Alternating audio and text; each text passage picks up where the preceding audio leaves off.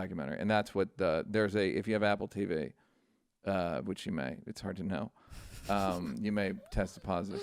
Hundreds of people know, but one in every 2 person is test positive for Apple TV, doesn't even know it.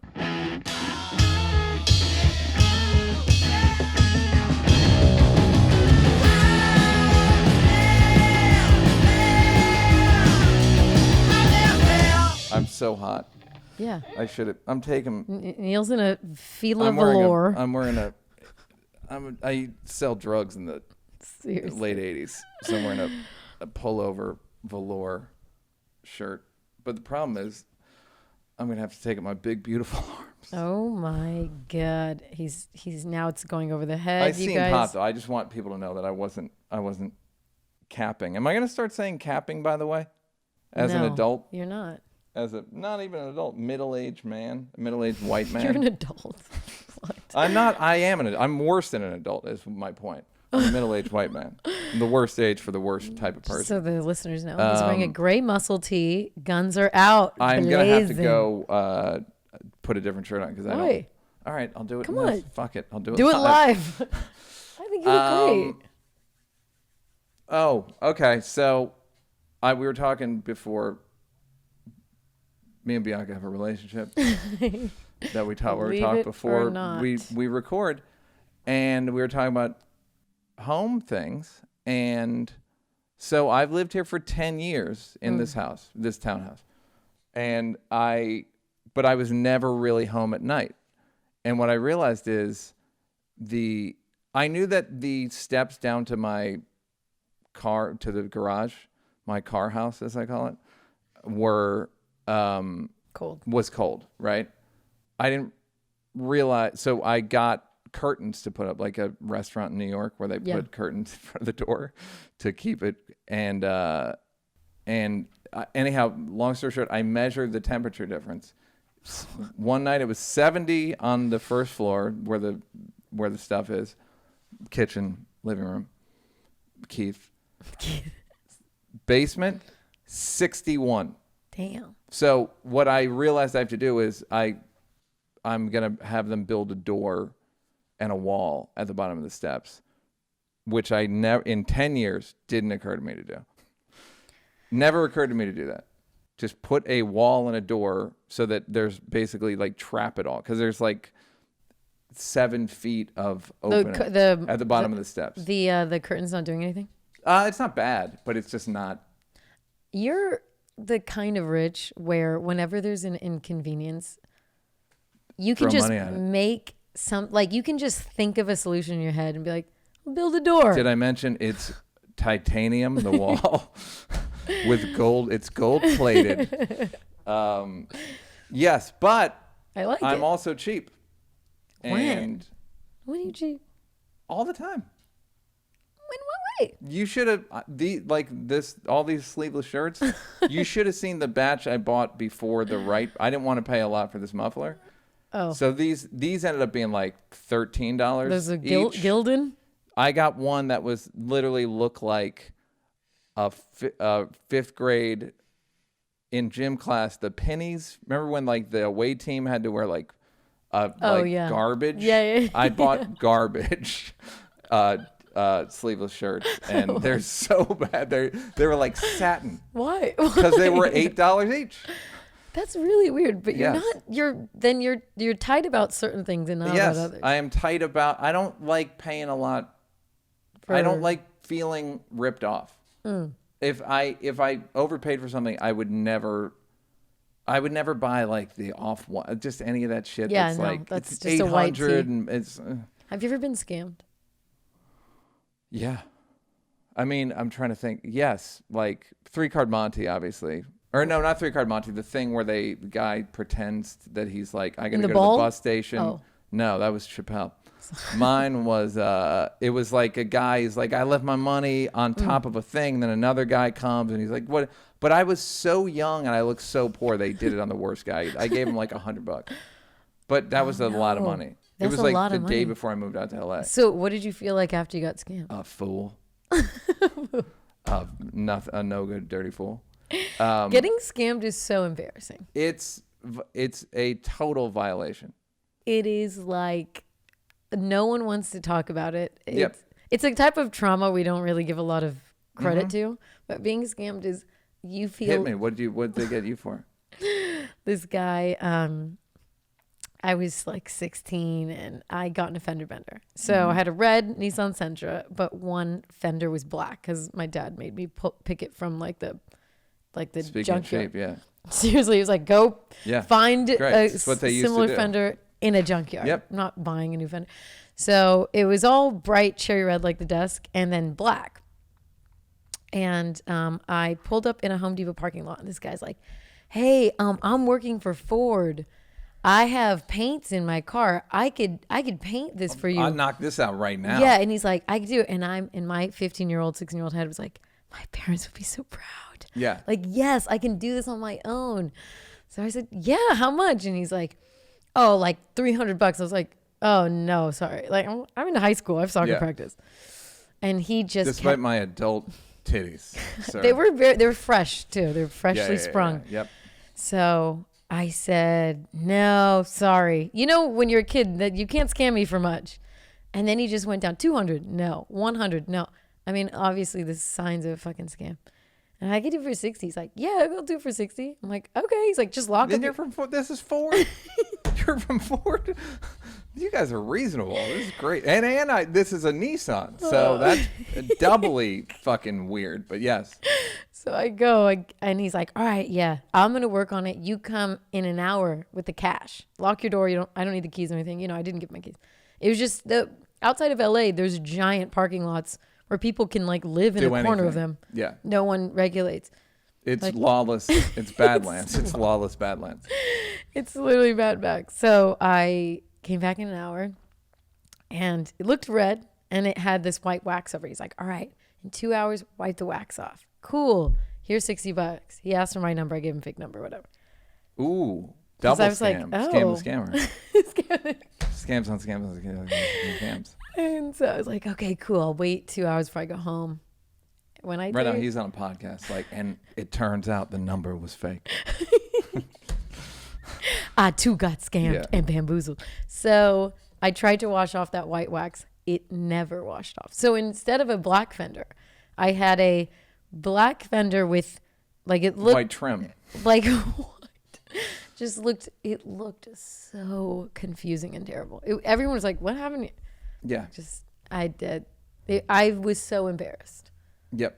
I tried so it was well intended and I got scammed and it was really after that I was for a few years very leery. I heard you wouldn't get drunk and pass out at parties. That's how I got over it through some therapy. Ayahuasca could help you with that. The cheap thing I was thinking about I talked about my niece. No. Did I talk about my niece? No. On the love episode? You said you'd be sad if they died or something. No. My niece, I saw one of my nieces that I hadn't seen. I spent very little time with her, right? Growing up, she's 30. Funny. Your nieces are similar Yeah, age. are fucking old women. I told you my nephew was out here on a I'm like, this is my nephew. And they're like, what are you doing in LA? I'm like, he's a businessman at a conference. Because he's 30. But my niece said she was cheap. That's what made me, my thing with my niece was she reminded me of myself. And then I had the thought, how are we supposed to overcome family traits like that? My whole life is kind of about that. Is overcoming. Yeah. And this is how much like me my niece is. I don't speak to her, not ever, but whatever. I don't have her number. And she said she was getting married the next day. And she said, I'm looking forward to getting married because I always dreamt of being a widow.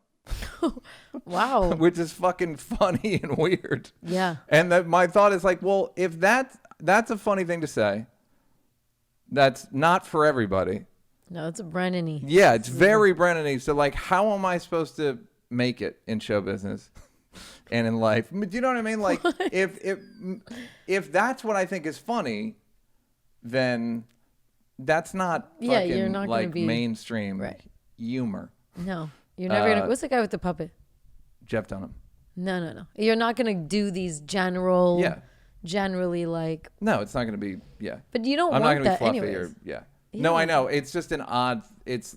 I'm always trying to like, how can I optimize to be more, and then you realize like you're fucked. So everybody was you got tightness from the Brennan household. Yeah. Oh yeah. Everybody's cheap. I mean, I think everybody's cheap. For the most part. Yeah. My dad had wore the same outfit every weekend my entire life. No one's a big spender in the fam. No, I mean no, like truly nobody. One of my sisters is in in Southern California. She's Airbnb from my nephew in San Clemente. Like it's not like Persian, but I'm saying it's like. I beg your pardon. Yeah, I know you're not cheap, but I'm saying like family, like no cousin you talk to, he get you thing. But it's. I just don't. I don't know. I assume that every dollar I make is the last dollar I've made. So Blake's very cheap too, by the way. Like didn't we Google it? So much money. $36 million a year, Blake. We met at the ESPYs in 2011 and probably 5 years, and there was like a gift bag that we got. And 5 years later, we were both using the blanket. That's really funny. And the shaver. We're both like, no, that's from the ESPY guy. You're like, oh yeah. So I don't. It's funny that you two split bills. It's so funny to me. Yeah, because it's just I don't want two millionaires splitting the bill. I don't want to fucking pay him for his stupid. He eats like a horse. I'm not going to pay for that. It's like when people order wine and you don't drink the wine. The guy orders 9 entrees. He does. No, he doesn't. Anyhow, Bianca, we live in an infected world. Infected, girl. Infected. Shit is infected right now. Outside is infected. I know. I used to read this magazine. I think it was called Infection.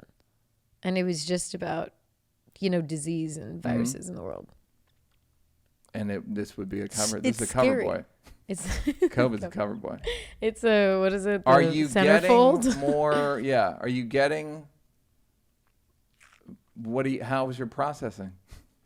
I'm really sad. It reminds me of when economies take hits from war and stuff like that, or certain.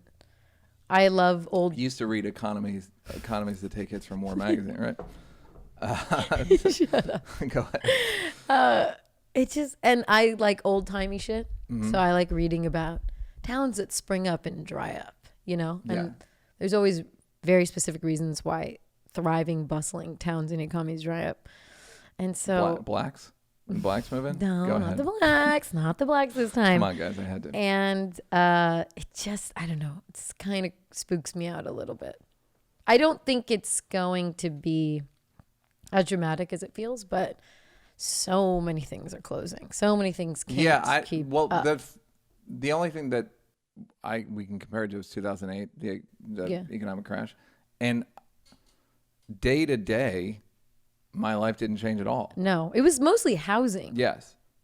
But there was a trickle down effect to like the whole economy. But I don't remember there not being crowds at comedy shows. Like, you know what I mean? I didn't feel it. This one, I guess I'll feel, I don't know. I guess I feel like rich people aren't going to feel it. No. It's like the Depression. Yeah. Rich people like sold a vacation home. Yeah. But yeah, just something about that makes me a little sad. But I don't know. I'm like, are we almost done? Yeah, I guess it's not to be insensitive. I'm like, aren't we doing the thing? Aren't we almost? Yeah, but you can't come back if no one will do the simplest fucking thing, which is wear a mask. That's all you got to do. That's all you have to do. Yeah. Fucking wear a mask when you're it's not that hard. Did you read that New York article?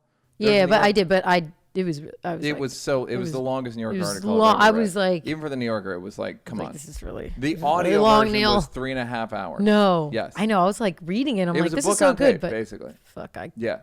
I don't know if I can get. Yeah. It was a litmus test, and you failed it. Sorry. But the efficacy of masks is massive. Like there were. It wasn't intentional studies, but there were studies where people with COVID were on flights with people that they didn't know, like they didn't know they had COVID. They got on flights, and the people that wore masks on the flights didn't catch it, and the people who didn't wear. This is like in March, so people didn't know what to do. Right. Just simple things of like A/B studies where like they got it, they didn't. There's also They did a study. There's a lot of studies out of China where one guy went in a restaurant and the air condition was blowing a certain way. And this many people in the restaurant on this side of it got infected. Like 40 people, or maybe he infected 18. That happened the other day here in the hospital. I know, in San Jose. Mahomes. I see it as Patrick Mahomes. I see it as don't do too much with your Christmas costume.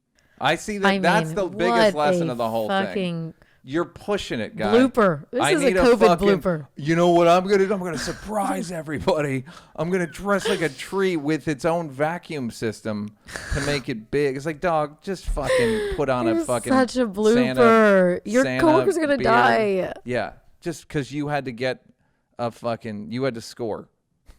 In his defense, it was for the kids. Come on. My point. You got to score. You had to get a huge hospital laugh.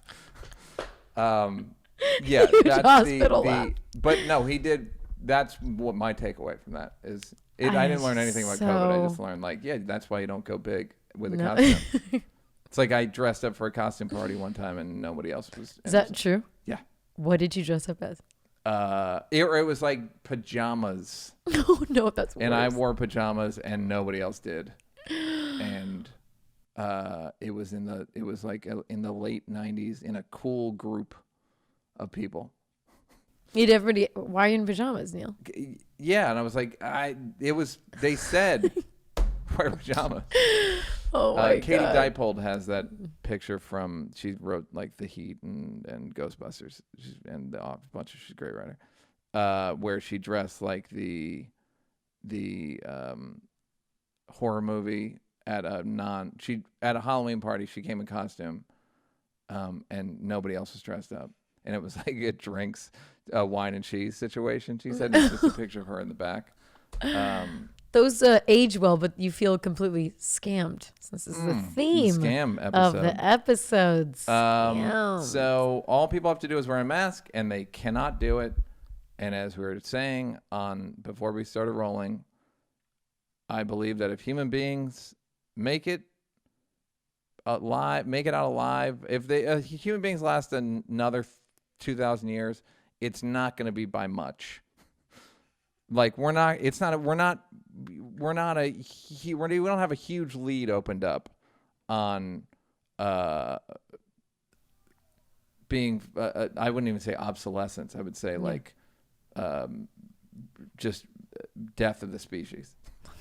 We're always this close. Are you converting to what are the people that the end of the world peeps? Yeah.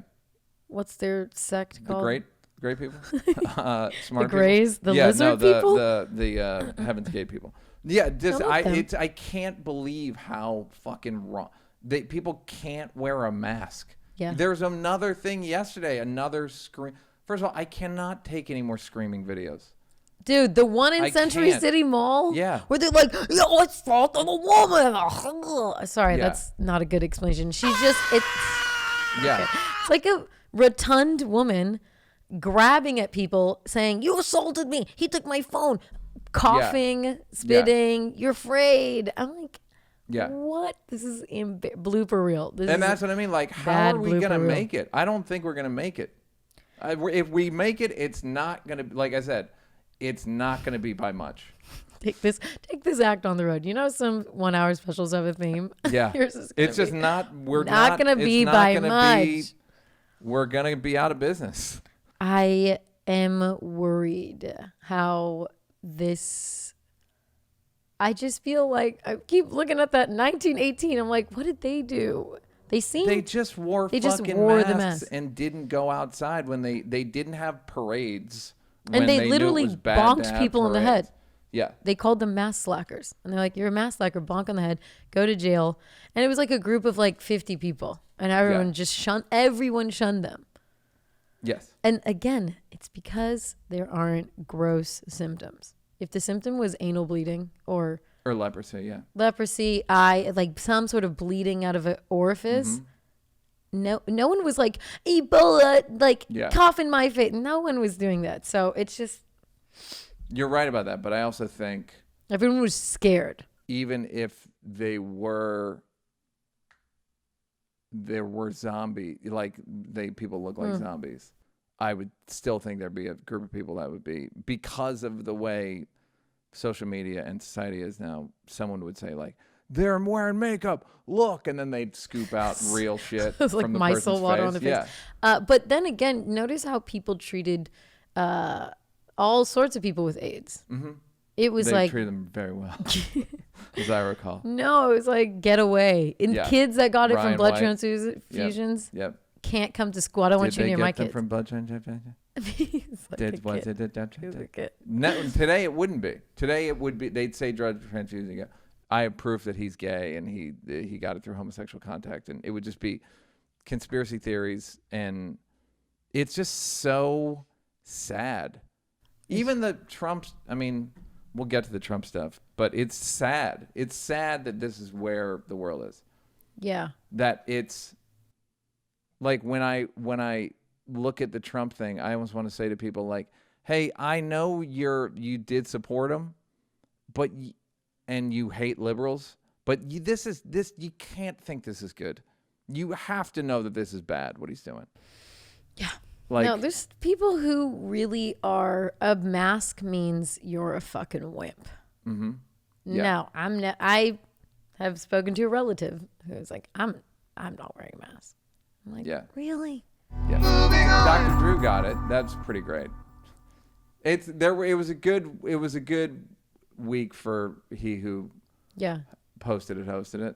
Right. He who denied it, supplied it. He who enacted it, contracted it, whatever. It was good. Dr. Drew was a great one because I used to love Dr. Drew. He was everyone's doctor. He was so good. He was so good. I fell asleep to Loveline every night as a kid. Really great. Like a really sound, funny enough. Balancing to. Yes. Like very clear-eyed. And I think he got a little tootski of fame, and it's. But he was already really famous since the 90s, since Singled Out, Neal. He wasn't. He was radio famous. It wasn't like. But he had the MTV show. I feel like that MTV show wasn't that popular. Oh, I just assumed it was like Dr. Drew, like everybody knows who you are and you have a good association to your name. No, I mean it was just local, and then it became headline news and all that stuff, and Celebrity Rehab, things that were like. Yeah, like I don't know, man. How are much you are a they doctor? paying you? Yeah, like no, are that's you a fucking doctor? Weird thing. Like this doesn't seem like you're honoring the Hippocratic Oath here. But it felt like irresponsible. What he was doing, because I don't know, it's like you can control fame. It's not, you can just say no, I don't want to, I just want to be a doctor. And I'm not saying he should have to, right? I'm just saying I'm a doctor that's on TV, and then it became I'm a TV star that knows about medicine. Yeah, it switched. It's a shame because I met him one time. He was cool. But the funny thing is, if you read, I don't know how much you read about the situation, but he was going to get all this bullshit, and he was going to get the vaccine. Somehow he was getting his vaccine, and he said the hospital turned him away because he didn't have his paperwork in order. And then a week later, he contracted it. And I'm like, why were you getting the vaccine? Because he's a doctor. Of what? Like of patients. TV? He is? No, I think he still does rounds, yeah. Are you sure? Yeah, he still does rounds. Where? Not a lot. Like he has his own practice? He does hospital. He hospitals? Once a week or something. Okay. But to me, it's just funny how if you're so against it and a lot of naysaying, even though he did like come around in April. He did come around to it. Yes, he had come around. I just don't. I'm the opposite of a conspiracy theorist now, I realized. What I'm saying is I don't know what to call it, but if someone says there's a conspiracy, I automatically side with the legacy organization that they're saying. Like, I want double the vaccine. You say there's a conspiracy? You thought the phone is listening to you, Neal. Double the phone, absolutely. I know the phone's listening to me. I've seen that. I've seen. It's also you type shit in. They type shit in. Yeah, no, but like it's we talked about it. It's data points. It's not even. It's not listening with a. No, I don't. But like Alexa was. They were recording everything, and then oh, sorry, we didn't mean to. No, for sure. But I mean, there are people who. I'm not like an eavesdropper. I don't think that when trying to do this joke where it's like guys are like the feds, and it's like no, like Malcolm X had feds. You're trying to get pussy on the gram. Like cut it out. It's a big difference in terms of what you guys are, how you're moving. Right. I have friends that are conspiracy theorists that I don't always respect their opinion, and they all talk about phone listening, and it just feels a little like a guy wrote a letter in. I'm saying that one I've seen. It skimmed. They scraped fucking everything. Like there were hearings. Like there's a lot of eavesdropping on phones. Eavesdropping, I know, but some people will see something as an advertisement and be like, "I mentioned that yesterday," and give you the impression that they're listening when in fact they have so many data points on you that your association to so much stuff makes you predictable, which no one wants to. Yeah, no, I think both are true. They want to be like magic. A lot of it's data points, but there's proof of them. Like, of listening, sure. Oh, sorry. Right.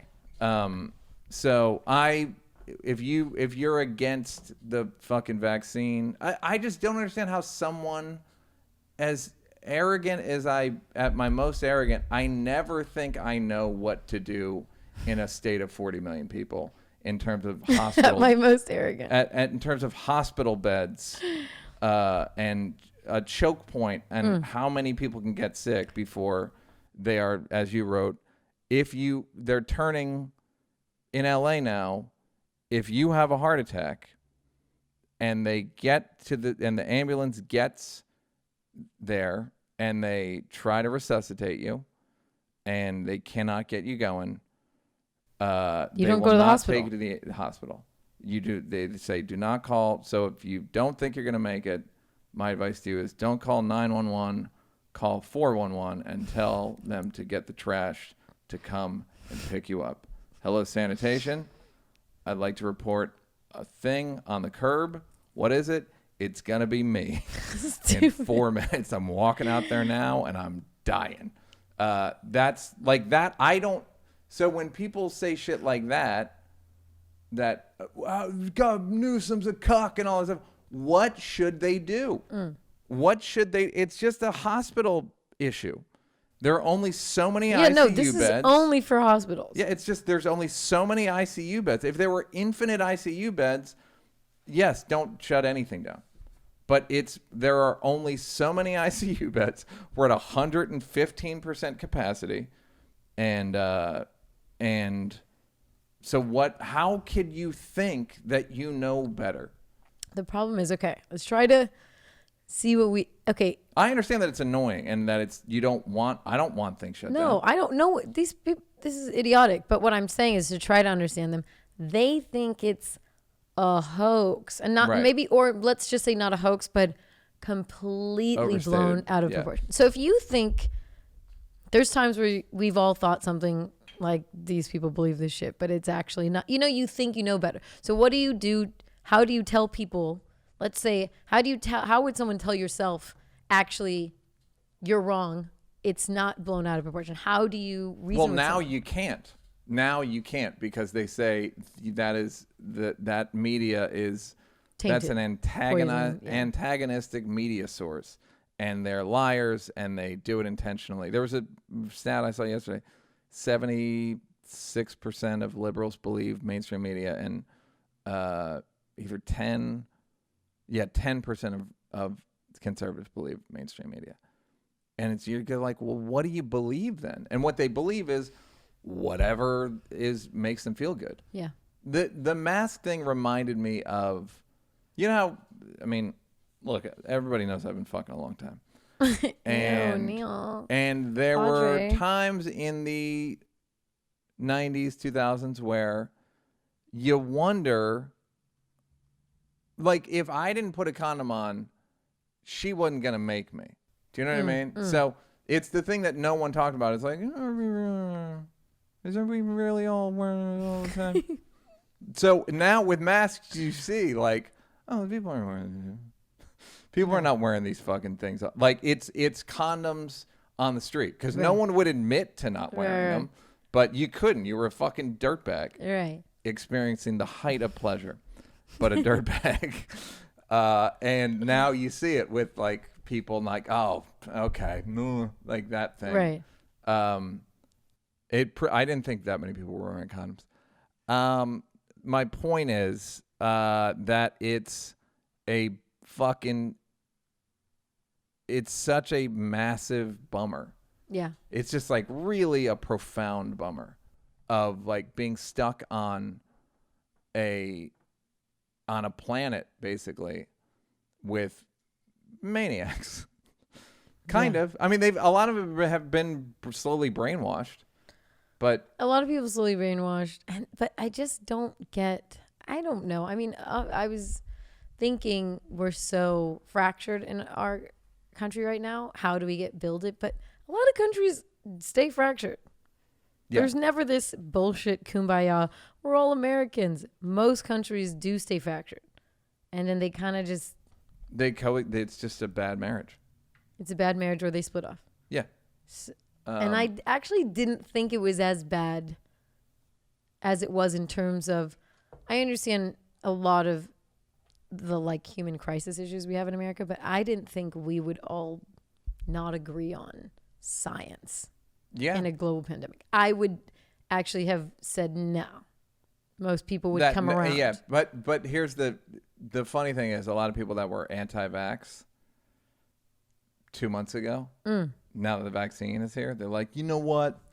I'll take it. Fuck it. Like, yeah, I thought about. Did you go up to the mountain and go through some fucking Platonic thinking? You fucking zero. Is that? Did you go to the library and really look at the fucking epidemiology? No, you just were like, oh, the thing that now, okay, that, and then run toward that. Okay, that. It's gross. Now, here's my unpopular opinion. It's just another unpopular opinion. Unpopular. So, anti-maskers in general are basically denying science and are putting their countrymen and women they're putting people at risk, right? My thought is this. Okay. Is anti-maskers, they're no worse than people that eat meat, that have babies, that won't drive electric cars, that travel without offsets, because it's just they're killing people in a different timeline. Okay, but that's a lot of people that you just not the anti-masker. It's most people. Most people. Except me. Oh, just convenient just to how your unpopular opinion. Just me. What I'm saying is, it's the same thing of like, no, I don't know about that, but I'll have a baby. They're gonna come up with an invention have you heard of carbon sequestration and just all these fucking things that people think are gonna happen? It's like, dog, this shit's bad. Yeah. And you gotta change. This is for everybody. You can't pretend that it's just because you don't drive a pickup truck. You might as well if you have a baby. It's the same. In fact, babies are way worse it's like having 7 pickup trucks. I just did some quick calculations. All on diesel. Yes, all on four-wheel diesel. drive. And you leave them on when you sleep. So that's an unpopular opinion. What I'm trying to do is advocate for veganism in the most abrasive way. Annoying vegan. Yes. Shut or up. just be vegetarian. Exactly. It's the same thing of like, oh, mask wearers. No, vegans can be very annoying, and you know it. They're only annoying in the way that mask wearers are to fucking people that don't like wearing masks. No. Like, oh, it's a scold. No, Remember when you're probably too young when seatbelts first became like you had to wear them? Yeah. It was like, Oh, I don't remember that at all. oh, it's a fucking huge imposition. Right. Oh, and when someone would go, wear your seatbelt, you'd be like, oh, you fucking. Okay. I know it's annoying and it's unappealing being vegan and vegetarian and advocating for it, and I have no other than you're just do it for people. I'm not one of these like the animal. I don't give a fuck about the animals. I'm saying do it for people. No, for sure. I'm talking about something pretty specific. I fully understand what you're saying. I do know a lot of, especially on the coasts and the metropolitan cities, where vegans are lost people with a lack of personality, and they grab on to the closest thing, which is I am lost, but I have one hell of a personality on me. What they put in their body for sustenance, and it's the most uninteresting. Right. I don't think it's an interesting That's all thing I meant to talk about. I don't. It's like talking about I don't get none of it's interesting conversationally. What I'm saying is, what you're doing is pretty much the same. I think it's just a different group of people that you're killing. Right. I do think, though, most people know. You're an anti-masker of the future. Okay. I think most people know eating meat's fucked right. up. You know? But they, still yet there aren't, it's the condom thing where it's like, Yeah. Yeah, fine, I'll go You're really get going to make me do You're this? going to make me put a tiny. So, Larry King caught it. Larry. You know how he's going to get rid of it? He's going to do a ponderous interview with COVID. He's going to bore the shit out of COVID and get it out of its body. Get it out of his body by just asking it inane questions. Like, COVID, do you miss China? You're from China, right? Do you miss it? You ever go back? You ever check it? You ever see the old guys? Just a horrible interviewer, but seemed like a nice guy, but nobody ever said anything interesting on Larry King. Never liked his interviews. No. I mean, he just never, it was inane. It was like, hey, you want to watch a celebrity sit next to somebody on an airplane? And then the guy goes like, so, your mom, good lady? Okay. Okay. Larry King, Barbara Walters, Charlie Rose. Barbara Walters would ask, like, a little stinging a little bit. She had one section that was like, not with the fork. fun. Charlie Rose was on everyone's side. He was never. He's one of those like, well, your critics say. It's like, yeah. Whereas Barbara Walters would kind of own her own judgment.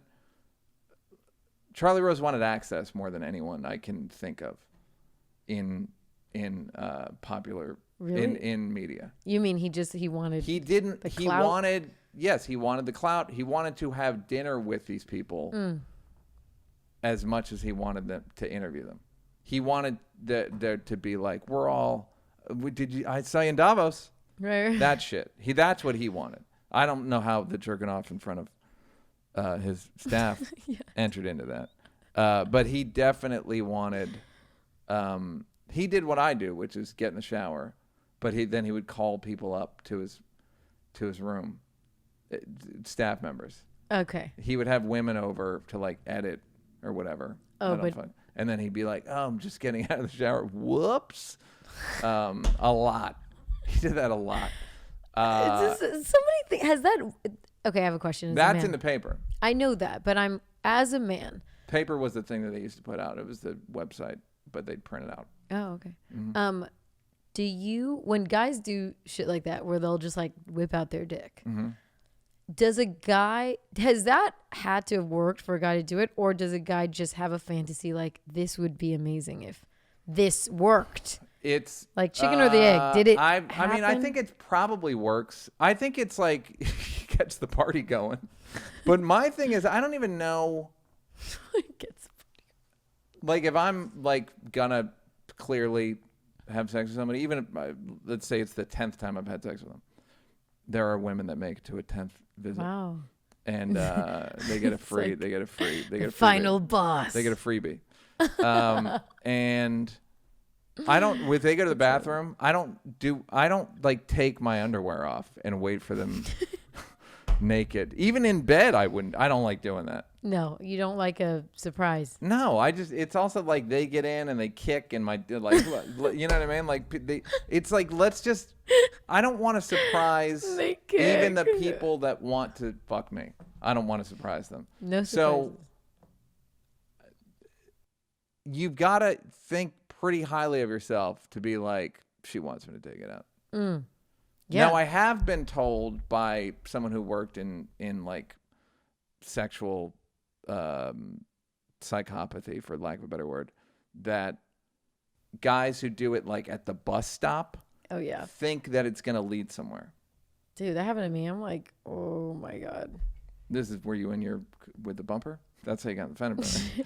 I was in high school. I had a backpack on and I think soccer cleats on, and a guy was just jerking off the bus stop. My mom loves talking about how when she was a little girl, there were people flashing her all the time.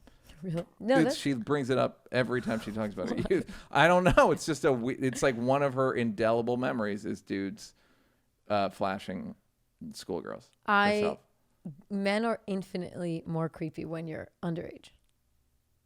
Interesting. They are. I've never been hit on more in my life than when I was underage, clearly with a backpack, clearly not walking home. Honks, you need a ride. A million, do you need a ride? No one asks me if I need a ride. It's so rude. But no. Well, no, then you go, can you get me an Uber? Lux. No, people need a ride. Hey, what time is, excuse me, do you know what time it is? Dick out. I'm like, It's time to suck your dick, if I'm not mistaken. And this is around a high school. I was just like, and that's so it's like the same from the people who aren't going to make it. It's the same. It's all the same fucking thing that you don't know. I've just never liked young women. Meaning, I when I was 20, like I was always more attracted to like 30-year-olds. Right. I guess it's because I'm an old soul. Oh, how that's changed. Yes, now the tables have turned. It's payback time. Young bitches. Young teens. No, but even like on the apps, I've slid the thing older because I'm like, I can't date a fucking 23. It's impossible. Where is it at now? 29. Yeah, we're still 20. Don't be ridiculous. So dudes are just creepy, and I don't think people realize how numb women get to it. Yeah, I'm just like, okay. Yeah. Okay. You're just a fucking creep. Yeah. That's one of those things where if I'm surprised that women said anything about catcalling when there's that. And that's not like I was a cute little girl. Like it was average. I don't think that's it's a rare situation. No, so I don't think it. But what I'm saying is that I think you could have not like you could have gotten guys more on your side, but there was the equivocation of well, I get, I remember Che got in trouble for saying like, I get recognized a lot. Wow. And it was really? Like, yeah. And that's equating it to catcalling. But if it had been like jerking off, that's where I think most guys are like, yo, but that's fucking you can't jerk off, dude. I think it's a combination of, when there's a grandparent and they've seen some shit, but they don't even tell you. Mm-hmm. And then the one thing they tell you. By the shake. Yeah. And then when they do tell you something, you're like, yeah, right. Like, that sounds too far-fetched. I just don't think people believe that Your face even is like, what? Not, I mean, People I know. don't believe. You don't believe. Yeah, I mean, It I can't sounds argue a little with bit it. like, and I think some people would say, you know, oh, maybe you were, let's find the filters that make it a really specific. I was with friends, and then that guy also did it to somebody else the next day in the same neighborhood. It's just like people are like predators. Yeah. I mean, yes. We're like animals. So I don't see, I mean, even I love my animal dogs. All we do as human nature, all we do are try to eat babies. All the meat we eat is young. And so it's not a far-fetched to like. Cows aren't young. Chickens aren't young, right? No, every animal I mean, they're is not, only under well, like we a fucking year. Now we're just fucking, we need year them. and a half. We're like, get in, hurry up. Get fully grown so I can eat you But more. most of them aren't. Like, for example, a fully grown lamb is like mutton. No one wants to eat that anymore. You know, Yeah. we eat young things. Jamaicans do, but yes. Mutton. It's already in a Jamaican accent. Yeah. But yeah, no, it's like human nature to go after young. I just don't think guys believe how creepy guys can be. Well, it's that thing that I brought up on the podcast. Somebody got upset about What? like just fertility. It's What? just fucking 15-year-old girls they're just, it feels like the best shot at, I think that's like the animal part. You know what I don't think? I think it's that she's not old enough to know that I'm a fucking I creep. do this. Yes. Yeah. Yes. So, and when you're young, like, let's be honest, a guy honking at you when you're 14 and feeling awkward is like a little flattering. It's kind of scary, but it's like, this guy, like, you know, it's this new dynamic. Feeling, yeah. So I that think never leaves, even when you are in love with them. You're like, ugh. so. Yeah, no, I think they can get away with more shit. I don't know. I don't know. Speak for your people, Neal. How we even got there. I don't need. We were talking about Larry King and then Charlie No, Rose. then Charlie Rose. Charlie Yes. Rose. Yeah, Charlie Rose That, was boom, a boom. big wanted. He liked going like, I spoke to Bill last week about Bill Gates. Bill was here, and he liked knowing like a bad caricature of a predator. networking thing of like, we're all in the same club, aren't we? It's like, no, clout chasing. Yeah, that was before That was there was a word for it. So thank you, Internet. You did it again. Clout chasing. If you do nothing else, Internet, you were worth it for coming up with the term clout chasing. No, that takes care of COVID. This is funny. What? So, old people have to sign up. They have to like schedule their vaccines, but they're making it, but in a lot of places it's on an app. Wow. Which is like, guys, the worst. It's like where there's an AIDS vaccine in women's vaginas. You're never gonna, you don't want to go there. You don't understand it, but gay men, if you can get it, it's worse than that because at least you can understand a woman's vagina. Old people do not understand technology. It's like there's a cancer, but you got to run this marathon.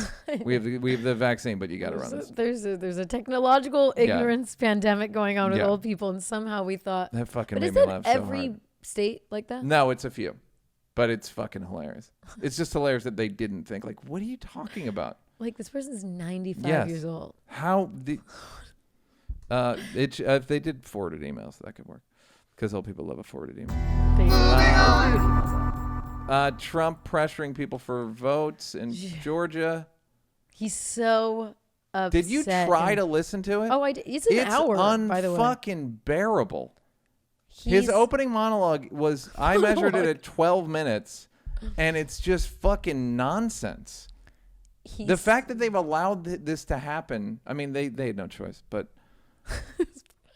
I mean, he's so... I couldn't believe how the dynamic that everyone's let it got to. It's like when I have an aunt that works as a nurse, and a guy cut his finger on a toilet in a junkyard. He's a construction worker. And by the time he came into the ER... Sounds like a made-up story. No, I know. He said it was white, and half of it was bone. And they're like, you didn't think to come in before half your pinky was bone. And he just was like... Who's that? That's Trump? Trump. It's gotten so bad. The people on the phone were like, No. But no, here, sir. I mean, It's I not like they're I afraid. I can, They're I afraid. can empathize. Here's the position they're in. Trump is wildly popular It's true that. with voters. Yeah, So that's the problem. they're basically held captive. There's nothing if they want to be Republicans, especially elected, if they want to be reelected, they have to basically be suicidal about it and be like, I don't care if you vote me out. This guy's fucking wrong. This guy's wrong. And only like Mitt Romney can because he doesn't. Yeah. He doesn't like Trump doesn't do that. And the Utah Republicans are kind of like like he's an institution and like I think Trump won, but I don't whatever. So there are a few people that can get away with it, Republicans, but most of them are held captive. And it's like, dude, when it's like country over party, it's country over self more than anything. It's in order for them to go against him, to go against Trump, they're gonna get harassed. They're gonna get primaried. They're gonna. It's just a gonna be huge. It's a giant. Their life will just be worse. So I understand where they're coming from, but you gotta draw the line fucking somewhere. I don't understand. I just feel like the risk is a little bit lessened for them after the election. Because there are people who are just like, okay, he won, he lost. Yeah. And accepting it. There are some people who aren't, but it does dwindle as the more information comes out. As a core, people who are far right, true Trump supporters, even some are like, okay, I mean, it's probably not going to happen. So, but I don't see the ratio of that. His popularity is not going down, but the idea that we can turn it around, I think the support for that's going down. But I don't see Republicans adjusting. Like, oh, good, like the abusive father's gone. You know, they're not. You just really at a certain adjusting. Point, you have to just condemn it. But they're not. Even though he's not going to be president.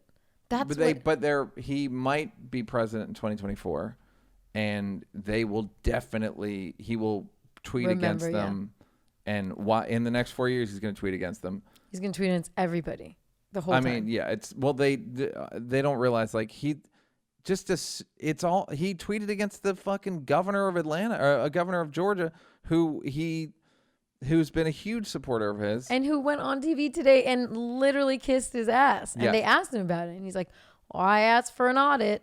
I asked for an audit 3 times." Yeah, and they're in an abusive relationship. Yes, it's like the thing I was saying a couple month ago, where it's like we need a restraining order. Seriously. And they're in this is what I was trying to say when all the Ellen and all that stuff was happening. This is what happens when someone has a ton of power and it's based on their popularity. Yeah. Is everyone that works around them they have so much power, and you get reflected glory from it. It's like people wear like, you know, production shirts or jackets like they have or whatever. credentials. Yeah, like or you go to Thanksgiving. When you used to go home for Thanksgiving, and people go, "Hey, what's so and so?" Hey, whatever you work. I never understood why people wanted to work on a good movie versus a bad movie. It's like, you want to work 14 hours on a Coen Brothers movie or 8 hours on a dating game show? I'd be like, fucking get me on the dating one. The same money. The fuck do I care? Yeah, but it's the prestige. But it's the prestige of like, what are the Coen Brothers like? People are dying to know. And that's what happens. The reflected glory of being around the White House, being around the president, it's better than not. Yeah. And once you've gotten a tootski of it. Yeah, once you get a tootski, the little Coke out the pinky. Coke pinky, tootski. Once you get a tootski, it's like that's Dr. Drew and Fame. It's like, I don't know. It's insidious, and so these people are stuck in a. We had a joke on me and Bijan, the great editor of Chappelle Show, who's not speaking to me right now, but why? It's a long story. Okay. When sometimes Dave would come to editing with like Most Def or somebody, like they were just whatever, and he'd be like, "Hey, show Most such and such," and I'd be like, "I haven't even started that yet," and he'd be like, "Well, all right," like kind of disappointing him. So it became a thing where I'd go like, "Get Most Def some calamari," and I'd be like, "We don't serve calamari." He'd be like, "Get him some fucking calamari."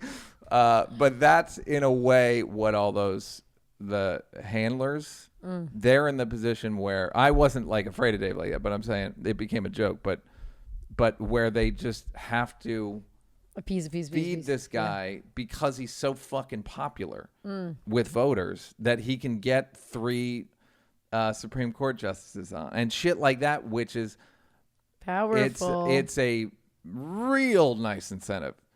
Like, I don't think anyone's gotten 3 Supreme Court justices. Like, that's a fucking... So if you have to live in his weird Truman Show sometimes, fuck it. Where do I eat? This is the big spoonful of shit? How many do you think actually that can't stand him? I don't think that they can't stand him. I think you just end up in a place of like, this guy's fucking crazy. And it's good for the party and it's good for my ideology and I like winning. That's what most of it comes down to. Is like they just like winning. Because again, I've never gotten an abortion. I like it. Like, I want it legal. Right. I don't know, because I guess it's good. You know what I mean? Like, I don't know. It's where I want women. Women like it. I like women. You know, like, there's a, like, reproductive, that shit gets, there have been a lot of comics lately talking about how abortion, Louis did a joke about abortion that was, like, sympathetic to abortion, anti-abortion people. And now I've heard, like, 3 or 4 comics voice the same thing. I said to Gerard on the phone like 10 years ago, abortion is kind of killing kind of a baby, which is what it is. And then Burr did a thing. I've heard Rock said some shit on the phone. Like, everyone's kind of killing kind of a baby is good. Kind of killing Why kind of a can't baby. do a joke? I don't. It's too. Not. No. It's just killing a baby is just rough. Even if it's kind of killing kind of a baby. Anyhow, there's things that they just want to win. And so it's worth, you know, it's like LeBron gets to have his friends on the plane. And, or they said James Harden gets to go to Vegas. And then when he comes back, he scores fucking 43 points, 9 rebounds, and 8 assists. Yeah, it's like, I don't think it's I'll right. allow it. I don't think it's right, but I think that's how they feel. It's like, that's the power of celebrity popularity. It's just, okay, you're the boss. Yeah. And you just fucking, and then they all try to act out loyalty in the face of, they know it doesn't make sense. I was listening to Franken's podcast, and one of the lawyers kept saying that when they were trying to get like one of the suits about how the count wasn't fair in certain, and they kept saying like no Trump observers were allowed in, and the judge kept saying like, wait, it says here that there were 3 of each party. But the guy was told by Giuliani and Trump to say there were none. So he kept saying there were none, and the judge was like, "Wait, so were there any Republican observers in the room?" And he said there was a non-zero amount. Wow, it's like fucking crazy world. Okay, where you say a non-zero amount. It's you literally look like the head of the Georgia voting implementation manager, whatever that guy. Well, that guy's like trying to speak sense into these people. Like, he was going over it like step by step. Yeah, he was like, okay, yeah, we're gonna do this. Then the one guy called another guy. Like, he's into like who called fucking. It's like cheaters but going like, I was here and then I went here. There's video of it. It reminded me of that stage in just a shit relationship where the person constantly acts out, constantly feels insecure, constantly needs reassurance.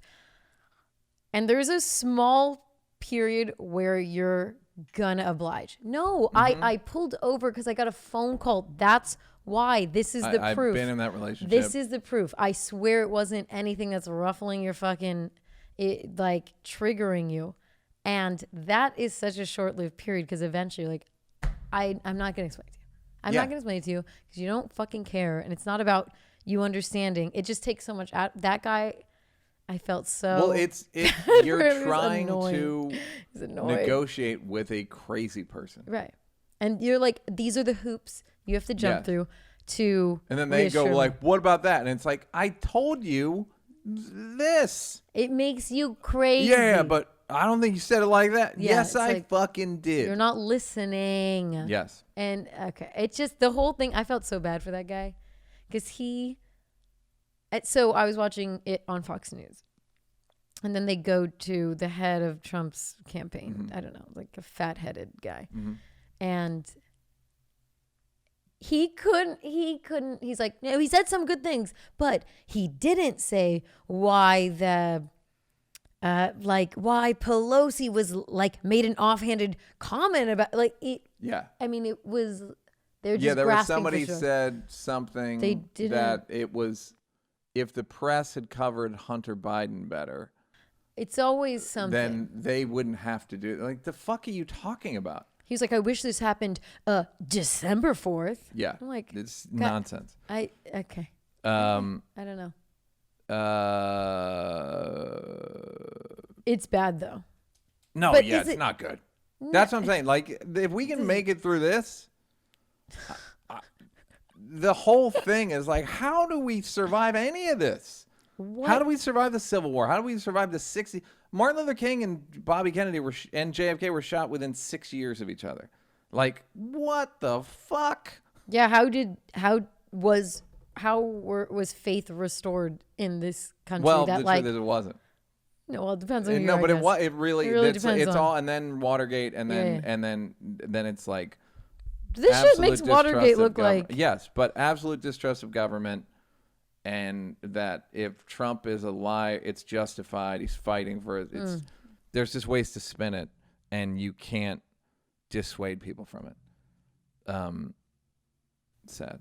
Sad. All caps. Sad. Moving on. Georgia Senate. This will air tomorrow. John Ossoff. We're live. John Ossoff. Godspeed. Skinny. If that skinny motherfucker, skinny white kid can win in Georgia, anybody can. You know what I thought about? All of our political ads that were dominating ended for everybody else 2 months ago. That shit is still going in Georgia the whole time. People. They've had no break of nonsense on the radio, on TV, on everywhere. After tomorrow, it's back to strip clubs and local car dealerships for you, and Georgia. Varsity hot dogs. Yeah. I hope those guys win. If those guys win, what do you think's gonna happen? I think it's gonna be split. I think one of them will win and one won't. Well, duh. What do you mean? No, I'm talking about Ossoff and the black dude, the liberals. I think they're going to split. But let's say it goes to a liberal majority Senate. No, it's not. I'm saying it won't. I mean, you think they're going to split if it goes to a liberal, if it becomes a liberal majority Senate, the good news for conservatives, I promise you, liberals will fuck it up. That's the good news. I promise don't worry. Under no circumstances will they, as they say, miss an opportunity to miss an opportunity. They will absolutely deliver it on garbled legislation, and somebody will sit out, and then this wing will hold hostage. Right, they will fuck it up. So that's good news. And Biden will probably do gaff alert. By the way, his press conferences now, he can't even get one sentence right in some of these. I think he needs to wear sunglasses all the time, by the way. He looks good because his eyes are too small. when it's outside. It's fucking hilarious. It's hilarious because it's hilarious. The good thing is that we're social distancing, so he doesn't really need to do as many live things as he needs. And found a lot. No, he's doing them he's doing those distance ones. He's doing them kind of every day. He did one the other day where he fucked up every sentence he said. Kyle Dunn. Have you seen Kyle Dunnigan's fucking? Oh my, Kyle Dunnigan. Kyle Dunnigan's Joe Biden is so goddamn. It is. I if cried. you can find the New Year's, it's like New Year's Instagram. wishes. Instagram, Kyle Dunnigan. Kyle Dunnigan. On the second row, Joe Biden looking motherfucker. Blue background. That's Try what that. Elon, Joey B here. Wish you a congratulations on your face space launch. A big deal, man. Not face space, SpaceX. SpaceX launch. Cool. Sorry, who's this? Joey B, former vice principal under Barack Toboggans. Come on, man. President-elect. Oh, cool. Sorry, I'm distracted with COVID-19. Kids will do that to you. I think you think of my son AXF-12. COVID-19 is different and very much not very cool. We'll take care of them all, man. Hey, wait a minute. I got to But the man makes me laugh. Fifth. At one point, he goes, "Corn Pop was a good cop," or no, he said Count Chocula was a good cop. Oh my Fucking God. killed me. Count Chocula was a good cop, man. You know what? I feel like once he got elected, everyone's just like, okay, I don't want to we look at you knew anymore. when it was, we knew. But But now we have to go with just wait for Kamala to take over so she can get thrown out of office in 4 years. That's what's going to happen. do it. 'Cause Let's people do it. It's going to be a race between why people vote her out, racism or sexism. Anyhow, Moving on. Pelosi and Mitch got graffitied. Yeah. And which all I ask is if you're going to do it when you don't like the legislation, you have to do it when you do like it. So if they do something good, you need to give them a thumbs up emoji, and instead of a pig head, do a whole pig roast and really blow it out, guys. To be equal. Okay. And Hilaria. all right, Hilaria Baldwin. Hilaria. Okay, Yes. that's how it's pronounced. Yes. I have Please. some thoughts. Dígame. Let me just say that I think Alec Baldwin's really He's talented. so cool. I like him. I don't hear great personal things, Oh. but I know he's very talented. Okay. So that's good. So hopefully if he sees this, that will He's very assuage talented. his... He saw one of my tweets one time and snapped at me like Oof. 8 years ago. Anyhow, I hope... So here's my question. Who got hurt and what are the charges? No. With Hilaria. Different thing, Neal. Different different. It's not a criminal. It's But what's civil. the social right? Civil. Is this a felony? Because people are No, acting no, like no. it's a felony. No. Not Who's a lit, acting but like a social media felony.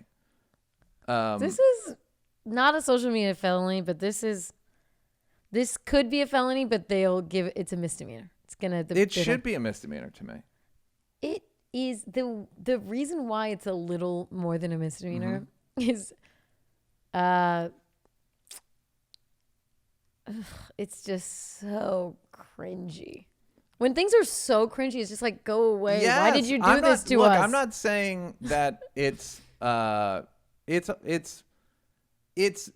Dolezalian in that. Well, Dolezal what looks like fucking Sojourner Truth compared to fucking How dare you? Hilaria Baldwin. But you were not into the what's her name? Fucking shine your shoes, governor. When she did the Jamaican, what is her damn name? Adele. Adele. You were like, nah, Adele. No, don't wear those that braids. was a misdemeanor. That was misdemeanor. Yeah. Okay. That was a Yeah, then. misdemeanor. Absolutely.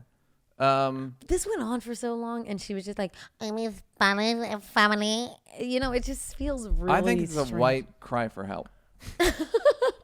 That I don't think people are being empathetic to white people. The wasteland that white people culturally live in, that we're taking like, on other people's cultures as our own.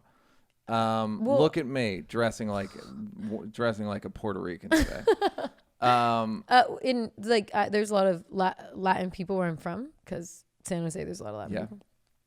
And I thought you were gonna say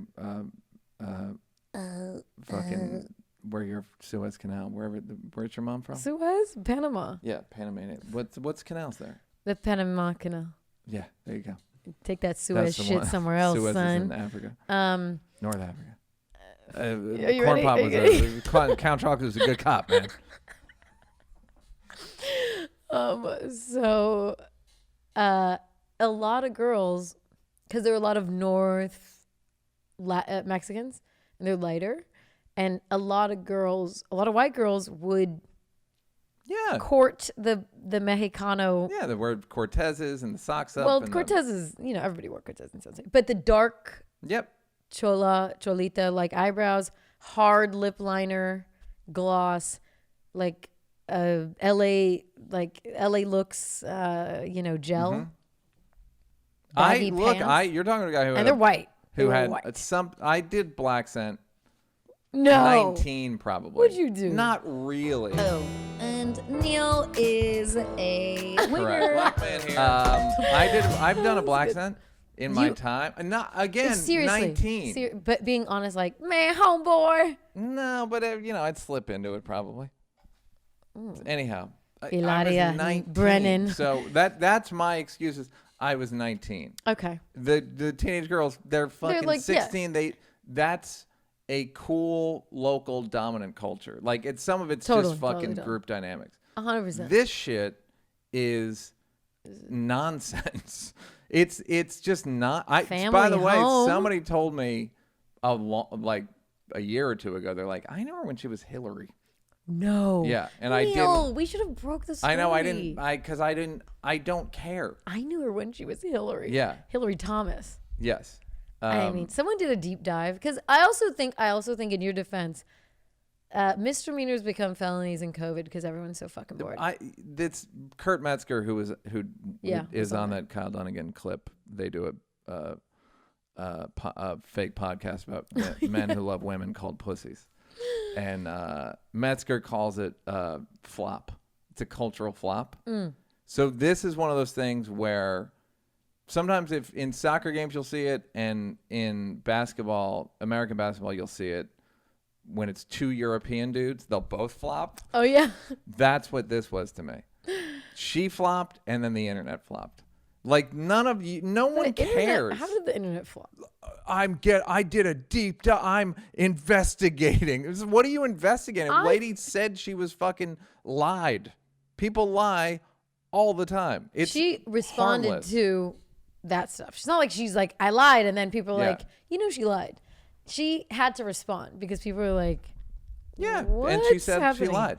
Yeah, no, she said. Right. I feel like it died down once that happened, though. Yeah, but that's why I was saying, like, it's just a dumb. It's a weird.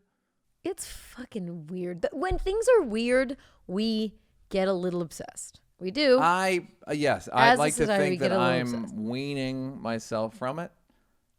Some things work enticing. on me, some don't.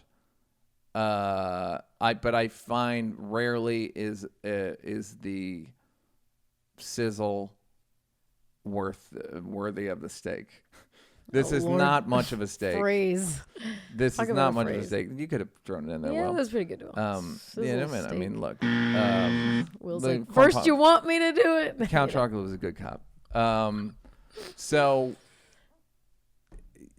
I just don't think anything happened. You know what this is? This is when you're a kid and there's a little bit of a mystery, and most of the time in life, there's not an active mystery. And you're like, oh my God, wait, let's go buy the house. Yeah. And then you go, but then it's the old man. Get a job. It's like, I stopped doing that shit as soon as I got a job. Right. But there is a thrill. And now COVID, a lot of people don't have jobs. Yes. So I just feel like these little things that kind of would have made a flash in the pan. I don't disagree. What I will say is this thing of it's like these people, it's a sleuth. It's like, no, it's a fucking busybody snitch is what it is. It's not now how has the world changed at all? No one was being hurt by it. No one was being helped by it. It's just a fucking weird quirk. It's like Chet Hayes. Yeah, Chet Hanks, first of all. Chet Hanks. By the way, did I tell you that Chet Hanks, someone I know, went to the prom with him? Wow. And she was one of 2 dates that he brought. This kid's been out of this kid's been what a one Chet this Banks. guy's been, and he did the patchway, he did the whole thing. Ew, god damn. But then he's in my show I'm watching, Your Honor, which actually got very good, by the way. It's I know, amazing. I keep hearing that. It's fucking amazing. Is he in Chet? And the whole time I'm like, doesn't that look like that Chet Hanks? Is he any good? He probably is, right? He's fine. He has a really basic role right, where he's like a scared goon. Man. He's a scared goon. So he's like, oh, all right. Yeah. It's like very basic. And he was cool to do a white accent. Oh yeah, no Wataguan in sight. Yeah. It's just this odd thing of in the mid 2000s stop snitching to now it's snitch all the time in every circumstance. No, but okay, Dolezal, we were all in. You bought her art and gave it to Chris Rock because it's so funny. It's funny. It's interesting. That's funny. That's a funny use of Rachel Dolezal. It's what hilarious. I'm saying, First of all, the rest of it. No, what I'm saying is this is just some busybody shit. Use of Rachel Dolezal. It's the best way to use her. It's the best. If she won't adopt you, then buy her art. Why aren't you on the fun train? It's funny. On this because it's just because it's to a white culture. It's not to a black.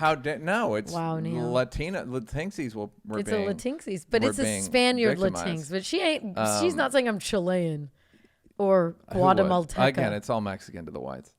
It is Spanish if you're European. It's like Renazizi. I wasn't mad at Renazizi. No. I just was like, But when Renazizi did it, I'm Dying Up Here, or not I'm Dying Up Here. What's the one? This is not happening.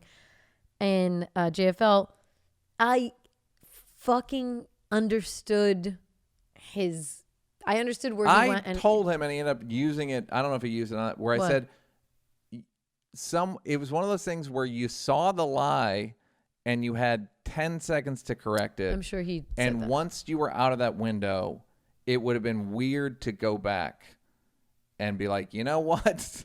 Remember how I told Bobby that I was in 9/11? I lied or something. Yeah. It would just been. I don't think that it's I think I get what you mean. Way more innocent. This is just some weird climber shit. Well, this is what I heard. Yep. That I guess you worked at a restaurant or something. Mm-hmm. And the girls picked up he had an affinity for Latina girls. Mm-hmm. And she is already on her own a Latin culture enthusiast. Mm-hmm. Salsa dancing, yes. Yeah, like probably has some level of Spanish going on, like whatever. So hammed it up a little. Yeah. Yeah. Ja.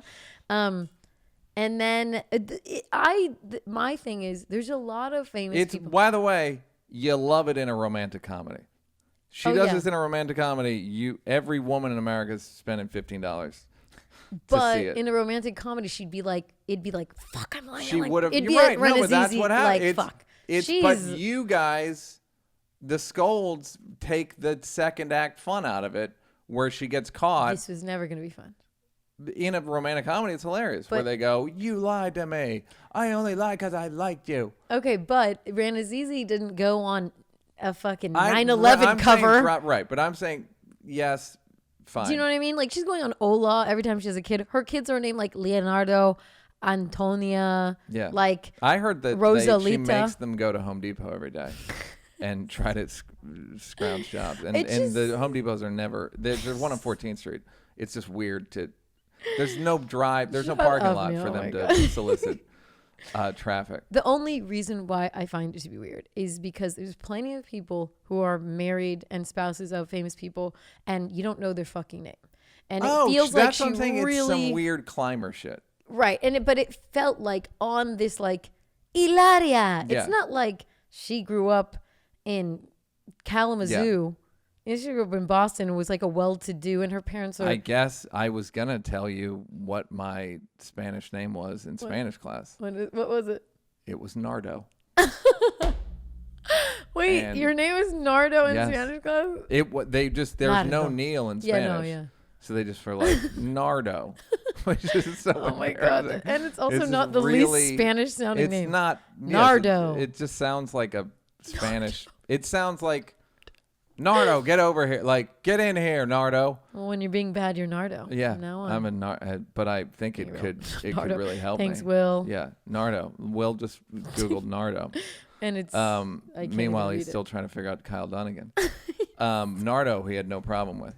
So okay, Hilaria so Mr. Baldwin, Hilaria. it's a double. I'm issuing a double technical. Well, I'm issuing a triple double. I don't know what Great. that means. Double technical. Flagrant. Internet. Is this flagrant? Hilaria. No, it's a flagrant. You stay in the game, but it's offsetting It's offsetting free throws. Yeah, that sounds good. Hilaria, you're crazy. Hillary, and internet, you're a bitch. So that's my ruling. That's funny. Do I have anything? Well, Argentina just legalized abortion. Yeah. Didn't know that wasn't legal. I know that's the thing. Didn't we look it up on here where it's legal? Yeah, we did. No. And it's not that many places. No, it's not even. It's not legal in Ireland. They have to go to London. It's not really legal in South America. No. They're sending cocaine up. We're sending abortion knives. It's a double. It's a back and forth. Where's abortion legal? World map. This Will's flailing right now. All right, green. I like that green is for go ahead and get an abortion. They don't like abortion near the equator. What is it looks without restriction as to reason? Like you need. Meaning you don't need to say I was raped or incested. But did I ever say Doug Stanhope's bit on this? It's such an amazing bit. So he did a bit probably 15 years ago that every life is precious, right? Yeah. And then they say, unless the woman is a victim of rape, and then it's not precious because the dad was a dick. Stupid. That's the only difference. It's like, so that's not, no, because the dad was an asshole. It's not, if accidental pregnancy, precious. Accidental pregnancy from rape because the dad was a dick and the woman didn't want to be there, not precious. Kill it.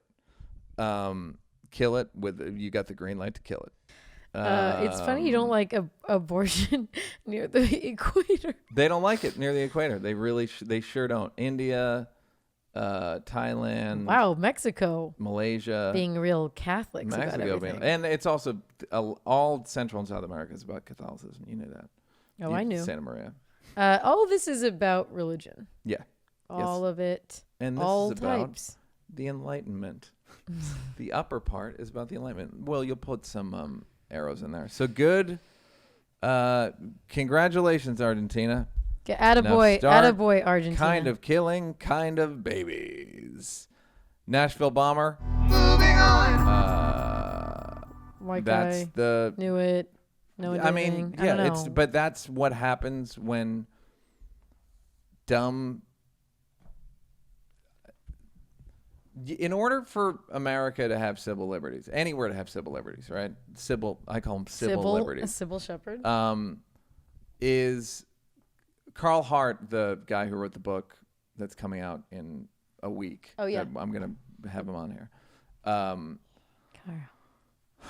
I was thinking about his stuff, and he's basically saying, like, legalize everything, right? And my only argument against it is there are people that, and it's not a passionate argument, but there are people that cannot handle open drug use. There are people that can't handle open alcohol. That's why 90,000 people a year are killed by alcohol in America. But that's like grandfathered in. We just assume you can't. There are certain people who can't they have too many comorbidities to live in a world without masks. You know what I mean? Like, people are too soft-headed to discern what's a conspiracy and what's not. The guy blew up the AT&T because it was part of a 5G thing. And in order for us to have free speech, you can't have too free speech because you've got dumb people listening. I don't know how to reconcile it. Yeah. It's like, you want free speech, but then people are too dumb to discern what's true and what's false. And you go, well, you give them the credit. They don't deserve the credit. They cannot fucking discern what's true and what's false. Like, I think I could live in a world with open heroin and open cocaine and I think I could handle it because I'm rigid, I'm disciplined. I can take some and take a night off.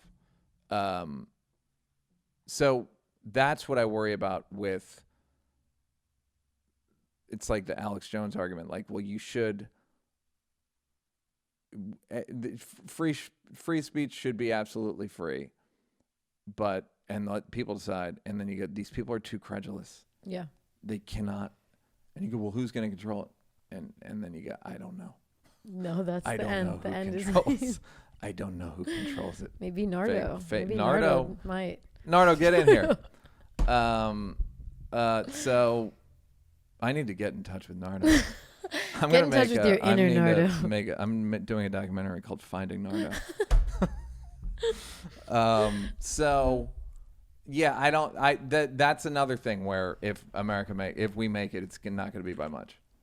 If people can't not get soup-headed about, immediately, it's a fucking bummer. I'm like with drugs and that's me with conspiracy theories because I've said it a bunch, but growing up, it was just funny to believe in aliens and listen to Coast and get scared. And when I tell you it's the most innocuous dabbling into oh shoot, like Roswell, nonsense. I was always the person being like, oh my God, are they real? Blah, blah, blah. And now I have friends who have aged into conspiracy theories that are like, 5G, they're like everything where I'm like, people literally cannot take it. No, they can't. I don't think they're not responsible enough or intelligent enough to discern.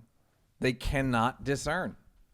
They can't. It's so weird to me. And they're just dull. They're dull-headed people. And I'm like, just literally, you don't even need to discern. You don't even need to be smart. This isn't even back in the day. Just Google it. Literally Google it. And that could take away a lot of the burden of discernment, Okay. Yeah. Oh, this infographic seems convincing. I see it on Instagram. Just Google it. Yeah. The benefit of the doubt. Not sure. No, I no longer am sure about giving anyone the benefit. But it starts feeling like when I have friends telling me about 5G shit, and I'm like, wait, you? And then it's like, they're like, you don't think that? I'm like, you do think that? Yeah. It's the Spider-Man.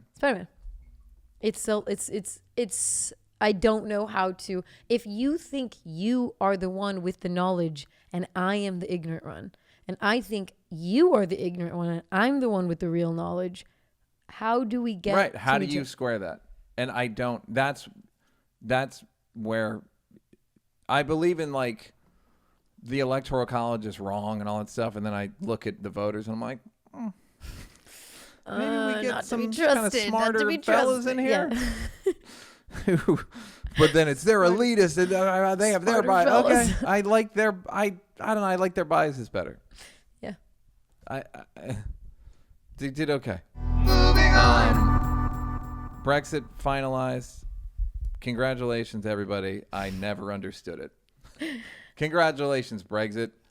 You were confusing from the beginning, and I still don't know what happened. Although the things I do know is that it was based on racism, filthy lies, and budget shit. Don't look it up, Will. There's no point. Well, no. A lot of people were saying that Yeah, my grandmother voted for Brexit and then died a month later. Well, Or, the like, bigger, died the a more year later. damning one was the less contact they had with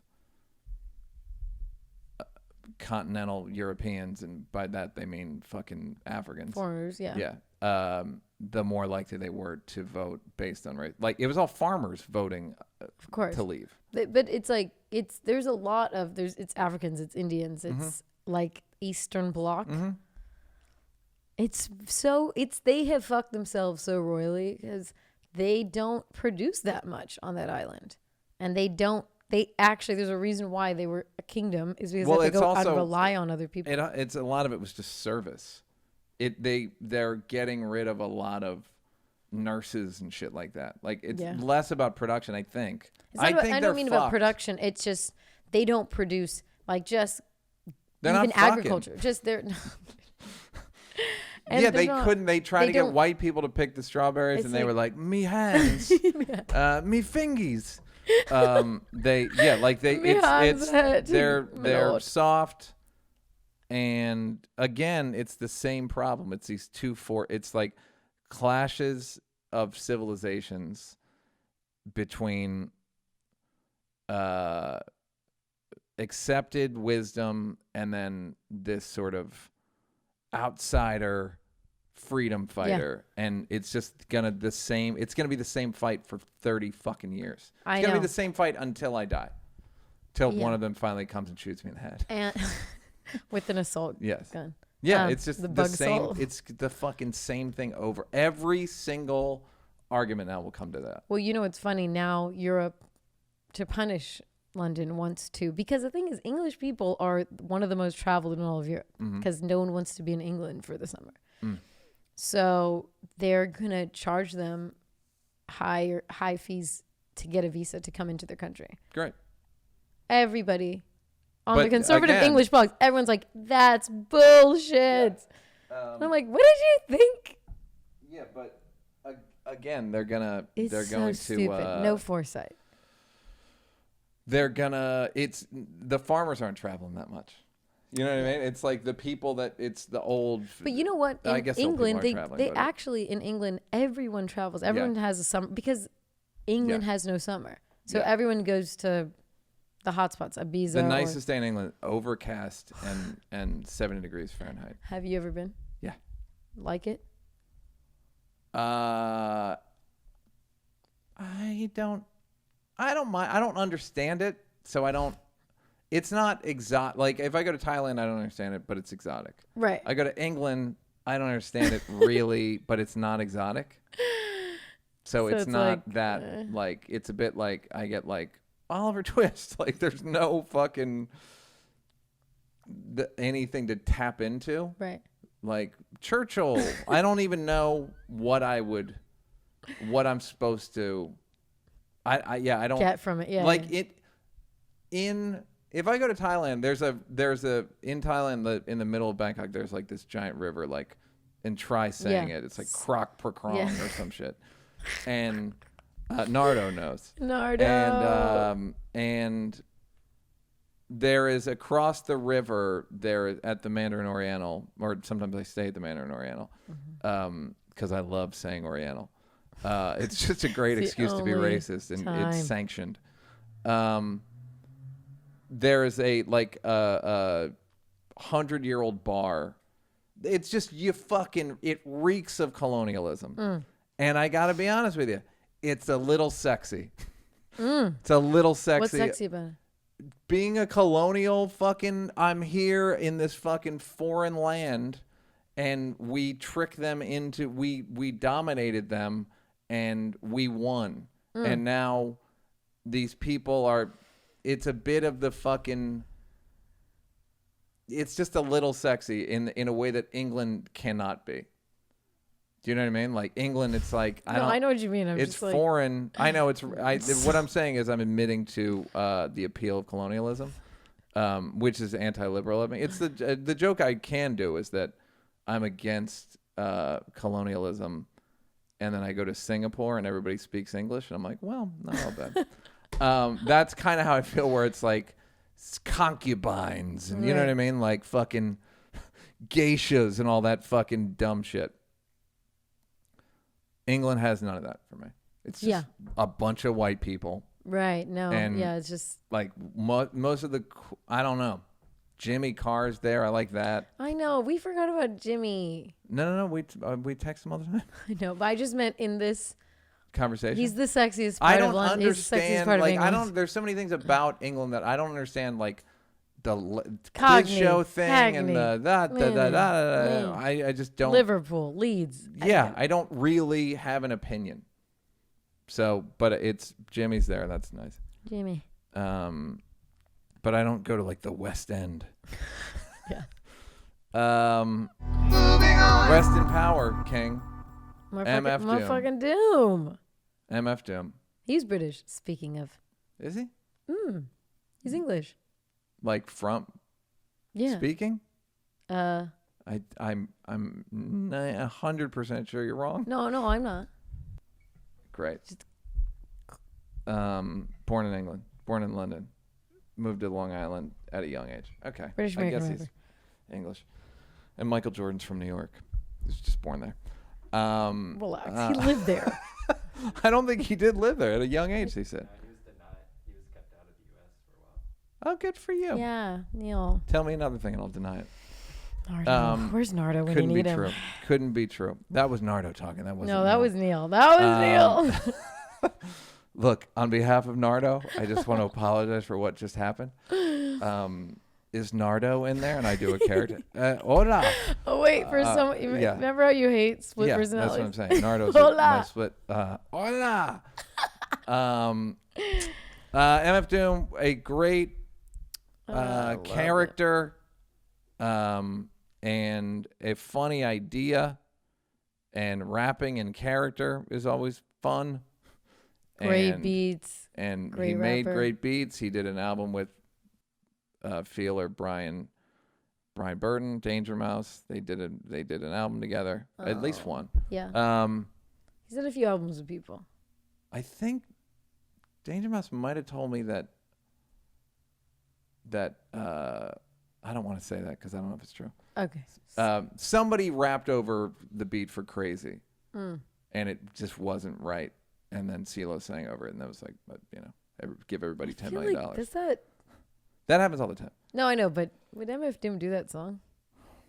It's I don't know not. about It that. wasn't there. It was ding, ding, ding, ding. There's not. The hook is the thing that would go. You go. He wouldn't. The CeeLo part's the part that you would think Right. Doom wouldn't do, but the Right. dung, dung, dung, dung, you would. The dung, dung, dung, dung. Yeah, dung, dung, dung, boing, boing, boing. Boing, boing. Great rapper, and the fact that he died 2 months before it was announced I know. is so fucking funny, and How is like that funny? because in this culture to keep a death private for 2 months Oh, it's hard. is impossible, and especially him. I had a tweet that I didn't send out, but it was like, I half imagine his funeral with like old timey sailors talking about like, I knew Doom.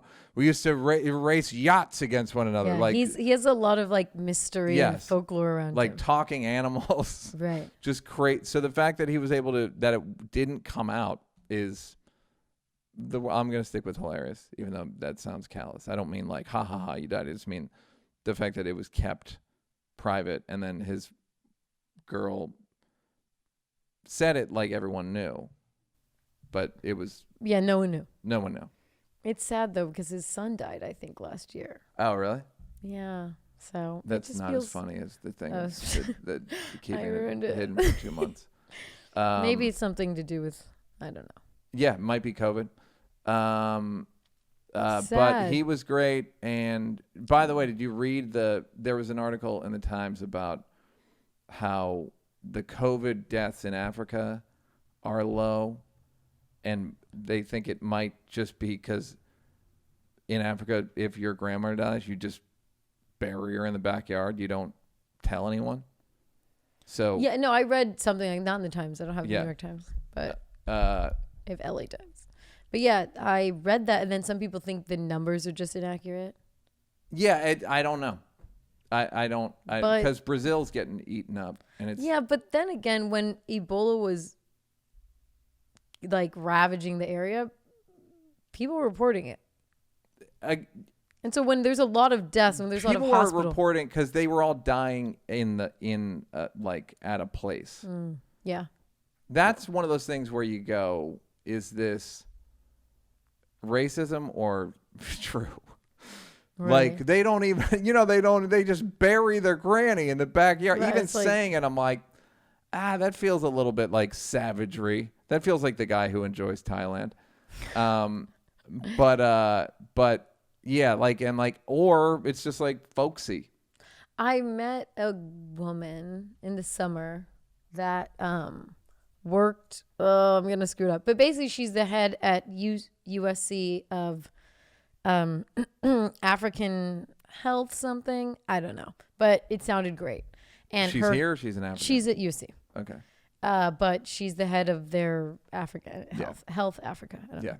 And she was saying that from her research, a lot of the reason why Africa doesn't have huge outbreaks and overrun hospitals and people dying as much as other places, and people are surprised by, is because of Ebola. They kept their resources up for pandemics and epidemics. It's like MERS and all that shit. Yeah, that's and why so they Taiwan, and because they all got popped on. Yeah, avian, all that shit. And then they were saying that like there's a few countries, I think Senegal and a few others, that are like the pillar of what you should be doing in these times. And there's plenty or of they're resources. just not counting. They're just burying people in the backyard. Granny. Or they're just throwing Granny in the back with the animals, and they let the mongooses eat them. Neal calls Thailand Siam. Siam. It's what I'm getting at is like the Hemingwayness of it. Like I'm here in the Siam, and I was boat. in Saigon, and all the old timey. I'm Joseph fucking what's his name? Heart of Darkness. Dock Watches. Dock Watch. Great. Perfect. Streetwise, you ever see it? I think no, the Italian one about no. That's Martin Scorsese's Mean Streets. No, not that one. There's another Italian mob doc, which is not interesting to me. Streetwise, what is it? Streetwise, it's a documentary about homeless kids in the early 80s. Oh no. And it's a real bummer, okay. But it's I think it won an Oscar. It's like really well shot, like where I'm watching going like some of these shots are a fucking miracle. And all of the problems are the exact same, meaning it's almost the same block in Seattle.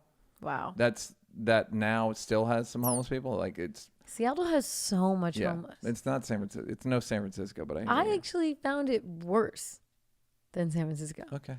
Denver's got a pretty bad. These cold places. What are freezing? Save your money. Yeah. Panhandle, save your come money. To Venice. Go to Hawaii. We'd love to have you in Venice. No, right on my street. Hawaii with Will. Yeah, Will just got back from Hawaii. He's wearing a mask. Yeah, he's masked up. Masked up. Even though he's making the jerk off signal, talking about the mask. Will. I'm talking about the mask. He's like, fucking mask my ass. Mask my ass. Oh, this, what was good? That anyone would like it. Midnight Family. It's on Netflix, all in Spanish. It is about in the entire country of Mexico, there's about 50 ambulances that are sanctioned by the government or cities. Everyone else is private.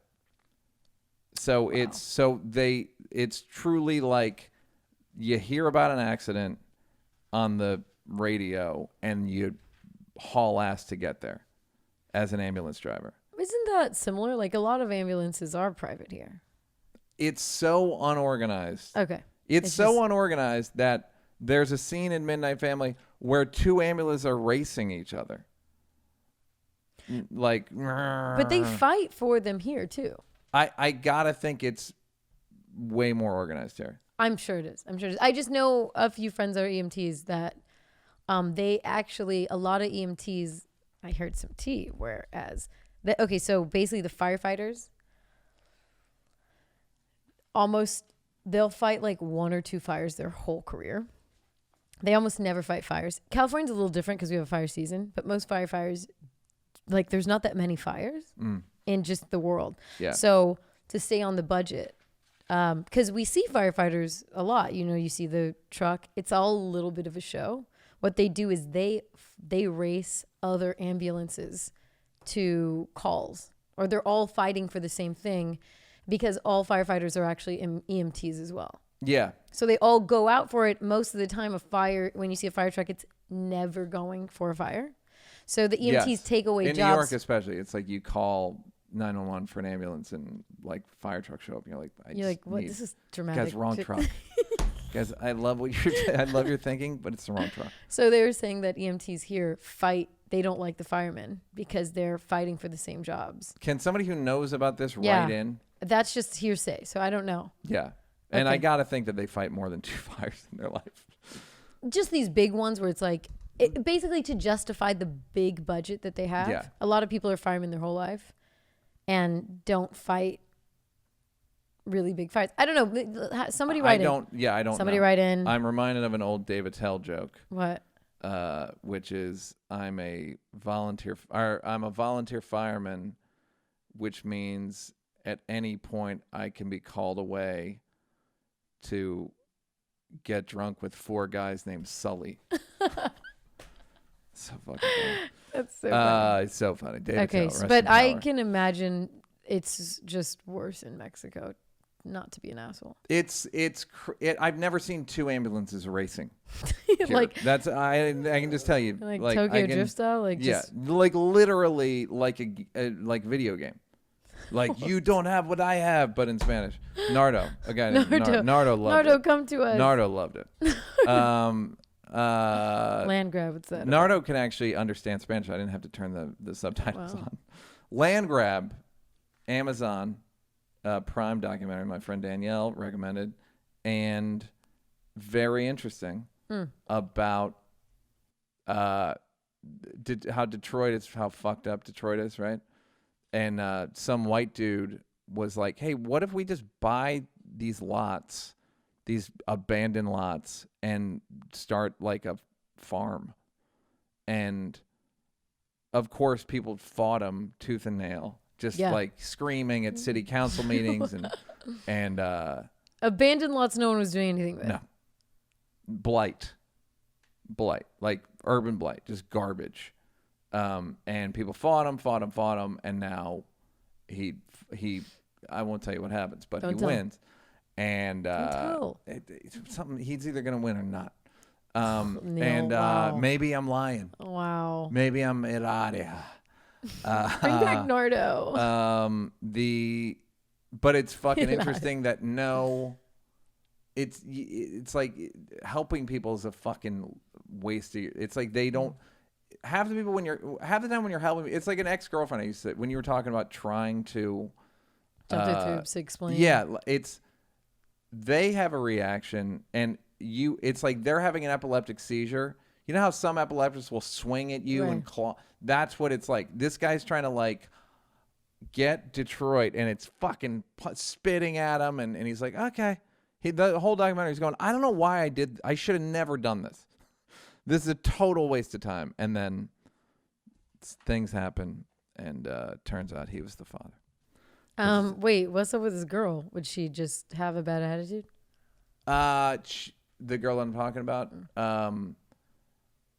paranoid, and would just accuse me of shit. What did you do to try to be like, I did that? Of course. I mean, did you do the whole thing, or were you like, she got mad at me for, I tried for years. What'd you get mad at you for? Wildest. I mean, and one time she got mad at me for not texting her back for like 2 hours. Insecure. And, why? And I was in a meeting, like a very important potential meeting. Right. She knew that and was still like, and so when you talked to her, you were like, you knew I was in a meeting. Yes. And that's why I didn't respond to you. What was her response to that? Like something along the lines if I can be me about it, the meetings was with Will Smith. It's the first time I've ever met him. Okay.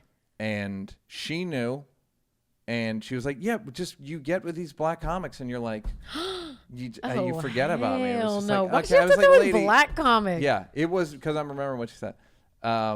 They're black dudes or something. Oh. Like You someone get I was around these cheating black on her with. dudes. Again, there are a lot of women who think anything that you. A buddy of mine told me recently that his wife doesn't like him talking to me, and I talk to him once a month on the phone. Why? And she doesn't like when she, because there are some people that are so insecure that if you're not focused on them, anything you're focused on is a threat. Is that the same girl that thought you and Gerard were gay Yeah. together? No, different girl. Whoa, what's going on? I'm fucking black dudes, I guess. Stop fucking black dudes. I'm out here fucking icons. Yeah, that was a different girl. I cannot see. Okay. What is your red flag now? Because obviously you don't get like into those. I stopped doing 3 mics early because I was like, let me just, if I don't go home. Are you kidding No. me? It was just so much belly aching. But that's not that long ago. I'm surprised Oh, you I got know. Okay, but I'm I'm surprised you got into something. Because if you, a lot of times, Bianca, if you, Tell me. as a guy, it's very hard to say you're gaslighting me, I'm not gaslighting you, without sounding like a gaslighter. Yeah, So that's the problem with gaslighting. with the last 5 years of women speaking up for ways they're being oppressed, it's hard to be like, hey, you're a fucking asshole, quit it. Yeah, but Quit what it. do you? No, shut the fuck up. Stop it. Stop. I was here. I'm not talking about this. Well, you're not. She one time said that I wasn't honoring her paranoia enough. Whoa, Yeah. that's deep. Yes. That is some deep. Which seated- is some deep That's fucking deep. fucking. You're not honoring my paranoia. Basically, yeah. Yes. What world do you want to live in? Do you want to live in paranoia? I guarantee you, if she could, she would not want to live like that. Of course, so why but are she didn't know it was She didn't know.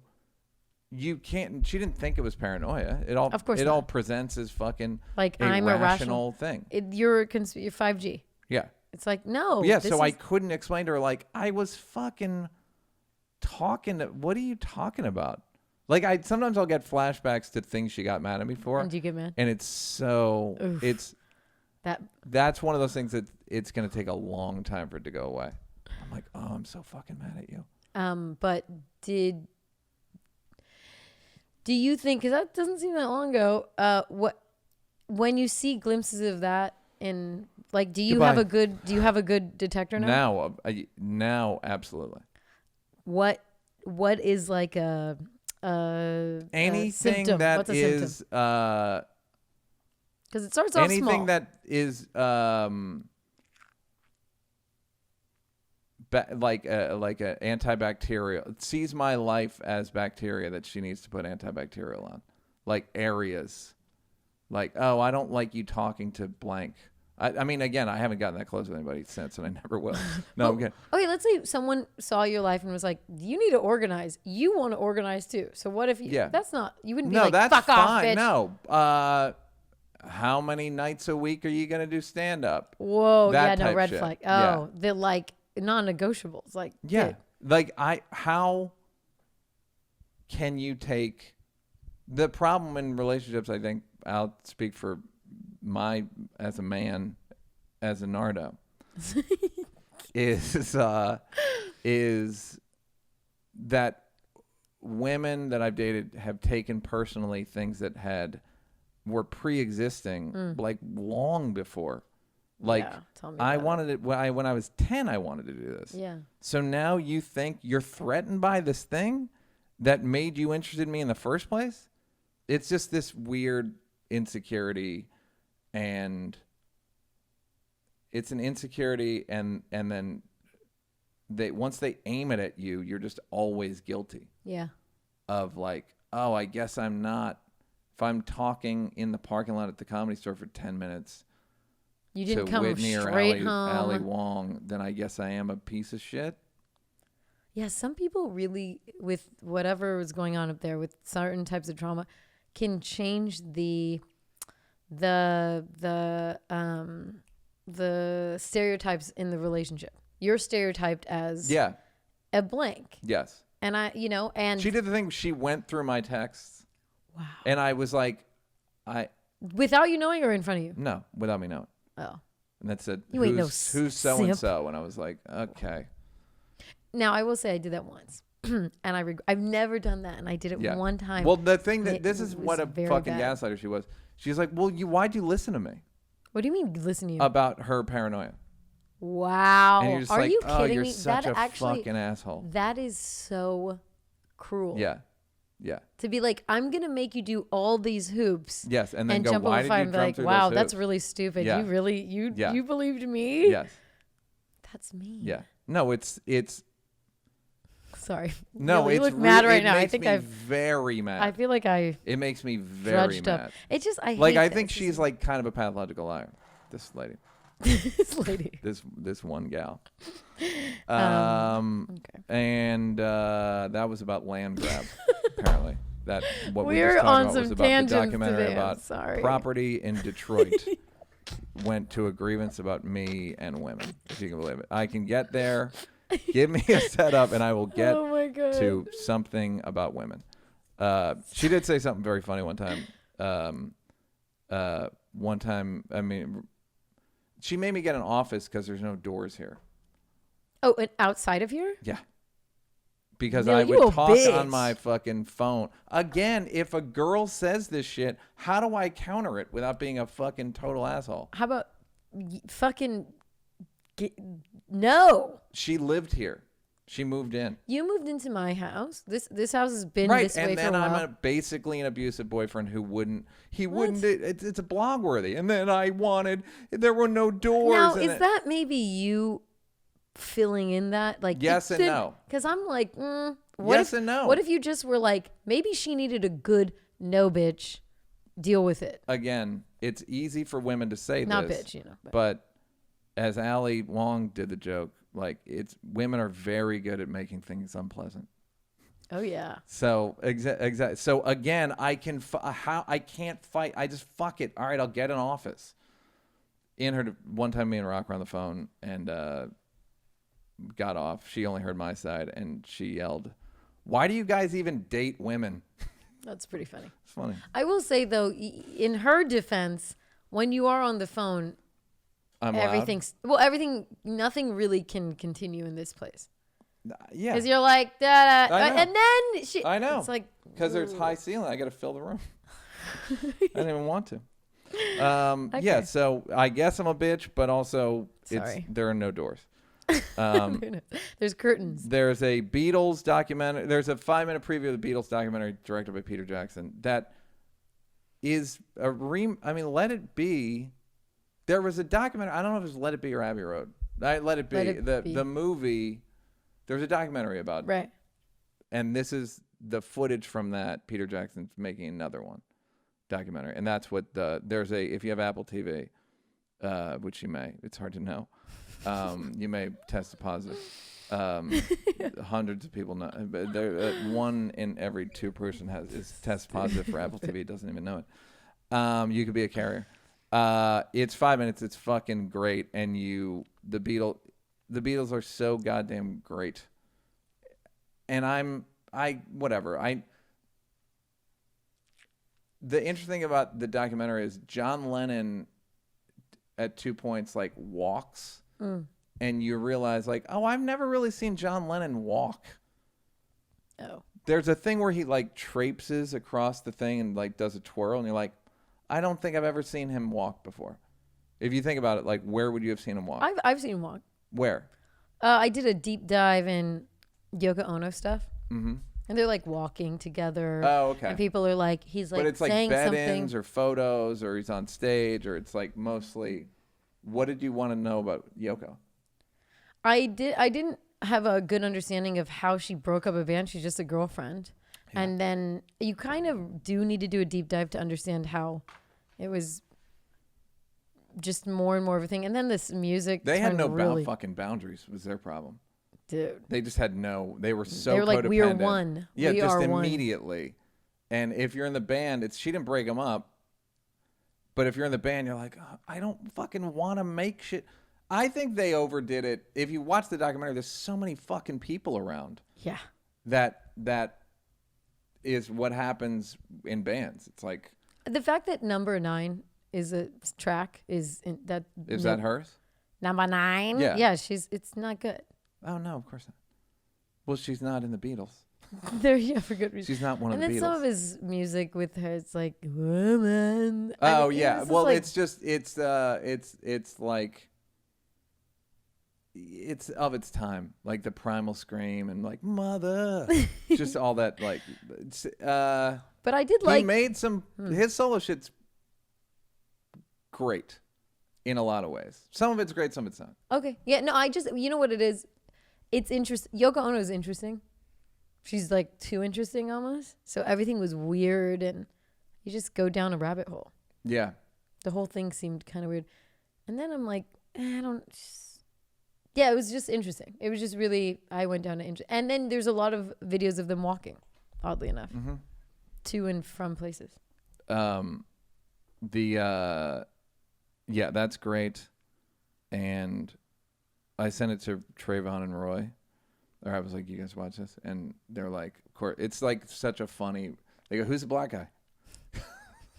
There's one black guy in the trailer, and they're like, that was their only question. Yeah. Who's black? And it was Billy Preston. And then there's another doc. I'm watching Streetwise, and this doc singled out, not about me and Chris Hardwick's early work with Jenny McCarthy. Wow, plug. About single women around the world, and it's pretty cool. I don't know if you started it yet, but it's on. I watched it on Canopy. Yeah, you sent me Canopy's the library one. So I like Canopy like the best. Canopy's unlimited. It's like Criterion, but well, they're all unlimited. What do you mean? Oh, I mean they every month they take out and put more, so you really get like a huge stream of, I don't know, independent, foreign, critically acclaimed content. It's like stuff that you go, where the fuck is that showing? And a lot of times it's on Canopy. You can find the most specific, no one's watched type of movie, which I like. So and it has almost all the Criterion. Yeah, it has, and then they got some Jonas in there. There's unsingled out the Jonas. Yes, somebody, Jesus or Miro made a joke. Jonas, the logo is like the Greek guy. Somebody said that Clay Thompson looks like the PBS logo. He does.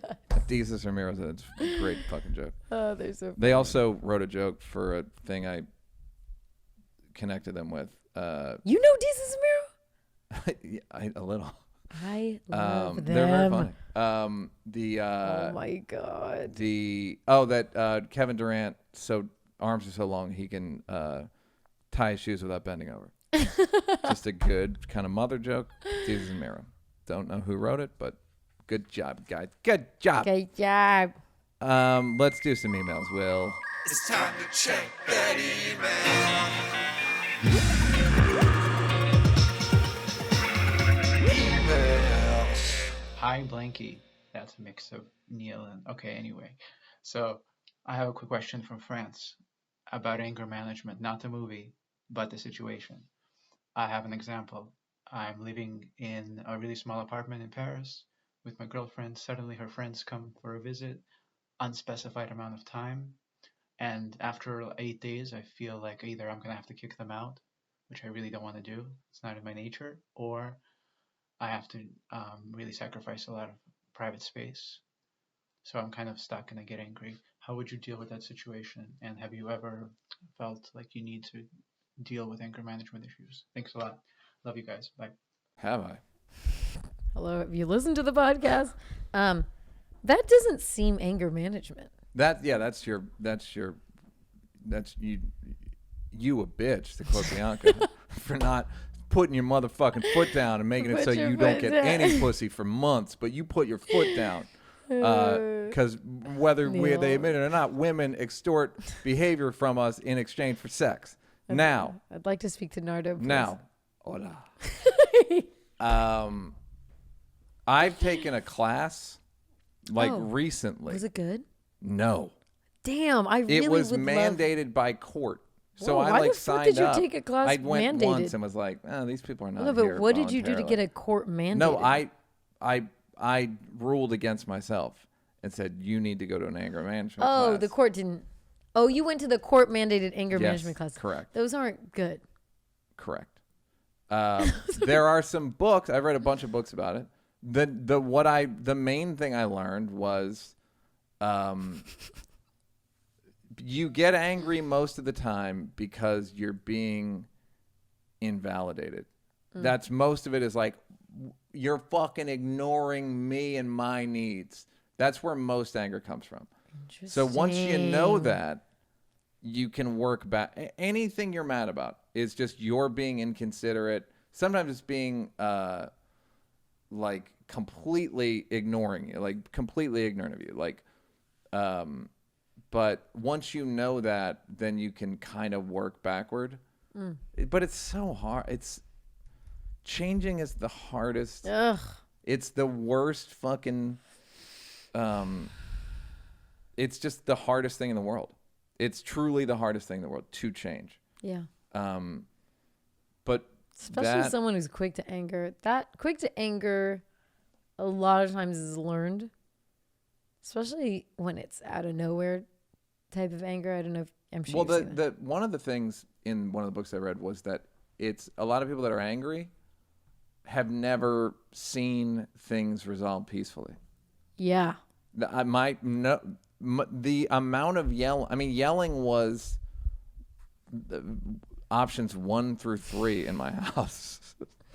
Yell, then yell different, then yell faggot, then yell. I mean, just like I fucking. feel like your house would be quiet for some reason. No.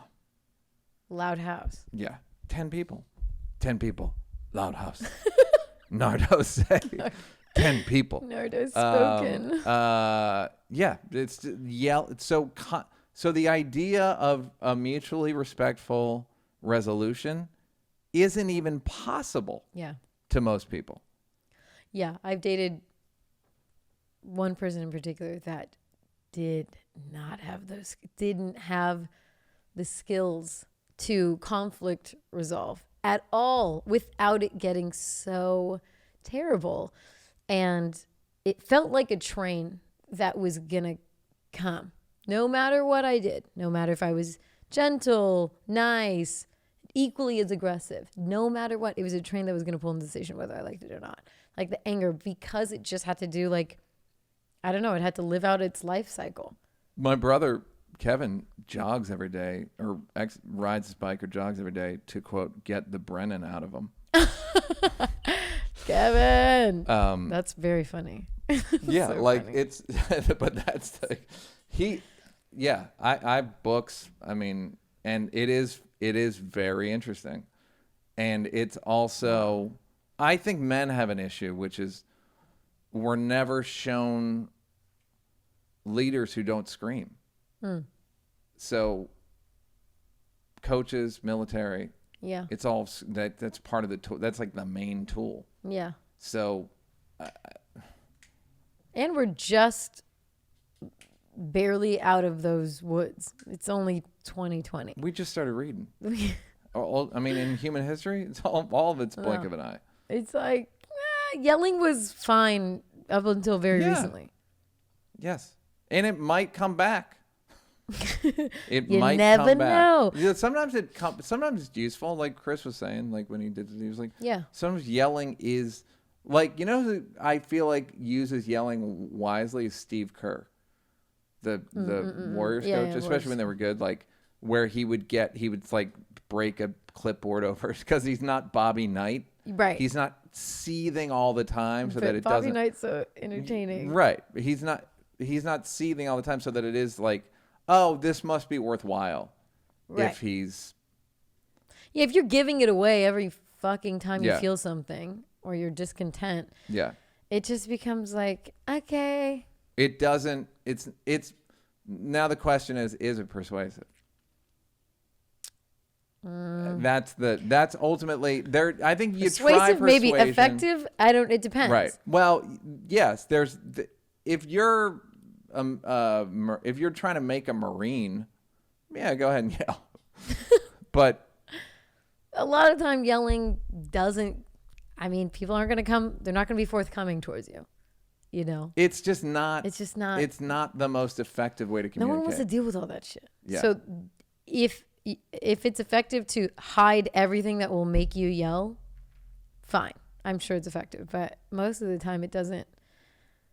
Also, sometimes in work situations, even on sets, I'm baffled that we allow people to behave like that just because they're a boss. Well, it's not like you can hit people. It's always men. Of course, it's always men. But and if it's women, a lot of the time it's like there's a culture there. Yeah.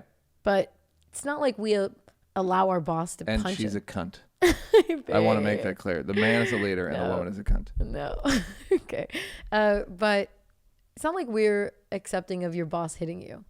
Or it's not like it is verbal hitting. I mean, it's verbal hitting. Yeah. Yes. And we allow it. I mean, yes. I also think every time I've been on set, when people are like, it was a really good project to work on, they're saying. That's that thing that fucking 8 hours or 14 hours. You want to have like so-and-so yell at you. Right. Or. It was pleasant is what they're saying. It was actually pleasant and not a lot of things are pleasant. But as a director, do you get snippy? Do you make it? Yeah. But like less so. I would never yell. Sometimes you gotta like goose the operation a little bit. Like, let's go. Right. Like a little something. For sure. Otherwise, you're going to get fucked over a little bit by a bunch of dudes. Without belittling them. You're kind of like, guys, come on. You know what I mean? So you just hit them with a let's go every once in a while. I used to do a thing on my Jeremy Piven car movie. I did a thing every day where I gave away an MVP trophy every day, and it's the best thing I did work-wise. It worked great. Every day, and then the last day, I gave one to like a PA one time. They cried. And they were just like piece of shit, like trophies. Yeah. Rinky dink. People just want to be singled out as if I may, singled out as important. They just want to be acknowledged. I know. I think I'm not sure which parent, but there was another manager in a different department. And when she took over as manager, she put a index card in everyone's cubicle and would award a gold star. Mm-hmm. These are adult engineers. Yeah. And everyone loved getting the gold star. If I ever do like a TV show or something again, I'm going to give envelopes out to like people that I always tell Seth, like, give Alex Bays, the writer, just give him $15,000 in cash for Christmas. And he's like, what? What are you talking? I'm like, just fucking give him you'll never forget it. Yeah. You never forget it. Like George Lopez gave me $5,000 in cash one time for a show. I'm still talking about it. You love George Lopez? Yes. You'll never know. A decade later, I'm still like, whatever, he's a Spanish brother, as in Nardo. Yeah. He's Nardo's hombre. Just give. So Drake tipped me $200, and I will Drake defend him to Drake the death. Apparently there was something with the strippers and something writer. There were a bunch of writers on the ESPYs or something, and Drake hired a bunch of strippers and gave them all knots of money, the writers, to like just fucking cash. Money talks. So yeah, I don't. There are just read an anger book. None of them are bad. Also, in Paris, the apartments are like shoe boxes. Tiny. But they're so romantic. Oh, I know. We got to preserve the culture. I fuck you on balcony. So I think I don't know. Have a conversation with your woman and be like, yo, they got to go. Yeah.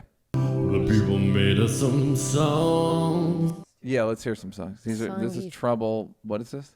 Rich People Problem. Yeah. Rich people. Rich people problems. Rich people problems. They can't make a song to fucking save his life. I know, because they're Eric. overdoing it. Just make it clear. Too many Too many layers. Too many xylophones. He's doing the Christmas fucking outfit. He gave us all ear COVID. Underdo it. Do less.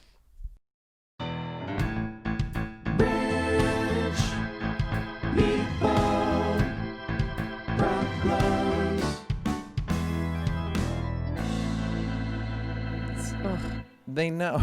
They know. Wait, is that the same person that's like yell? But that's where you want to yell. Is this the same That's trouble Eric Johnson, right? in the winner's Eric Johnson. I mean, this guy. It's a trouble in the winner's circle guy. Yeah, that's why. Yeah, Eric Johnson did proud old Caribbean woman. I mean, he's got Eric, hits. it's okay. He could get. Yeah, just speed it up. Just make it 3 seconds. But this isn't Eric Johnson. This is another guy. But yeah, no, it is Eric No, Johnson. it's the trouble in the winner's circle. Austin Ford. Oh, got it. Sorry. just make it shorter. Yeah. Well, you can do that. Speed it up. Pitch it down. Bop it. Spin it. Goodbye. You've got Merry mail. Binkmas and Happy HowNealFeel. Whether our parents were good at parenting, considering how bad/good their parents were, is the subject of a short, funny poem by a tall, serious poet from the second half of the 20th century named Philip Larkin. He seems to have reached the same conclusion that Neal did regarding kids. Philip Larkin, if you don't know, is, you know, in Four Weddings and a Funeral, Yeah. you know how everybody keeps doing the poem at the same. Yeah. That's his. Oh, that's fine. He writes banging shit. He's like the only. Like. He's like not Shel Silverstein.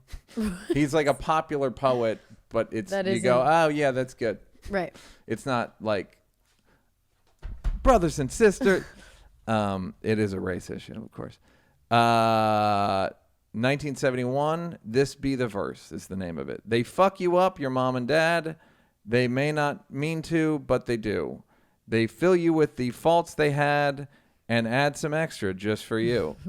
Do I have to keep doing this? I don't like Do poetry. it. Wait, one more. But they were fucked up in their turn by fools in old-style hats and coats who half the time were soppy stern and half at one another's throats.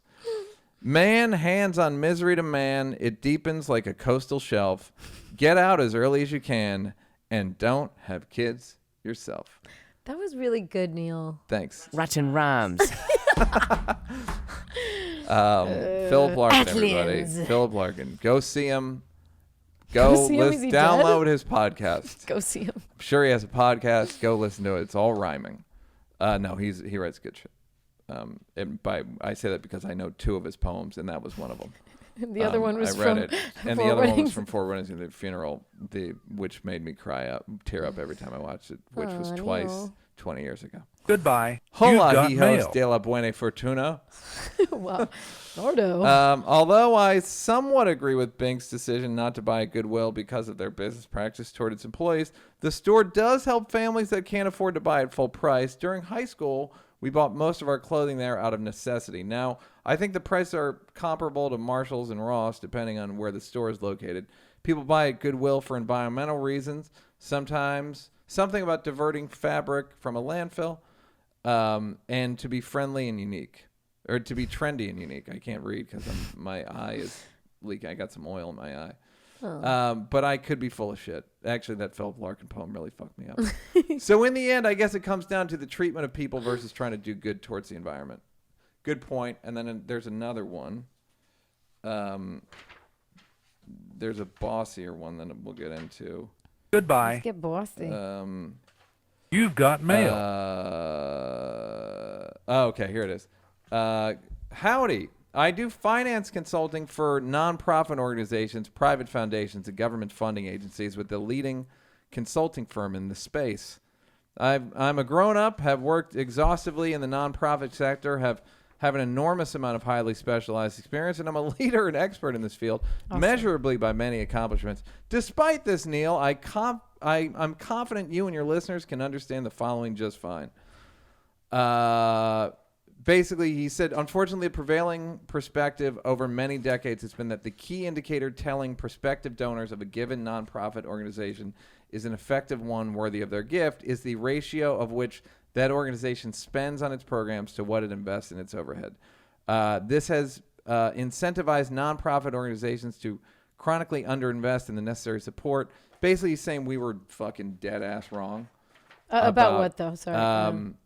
Fortunately, Smarting Pants people did the research and have demonstrated that there is precisely zero relationship between how effective an organization is making an impact on its mission and what it spends on overhead.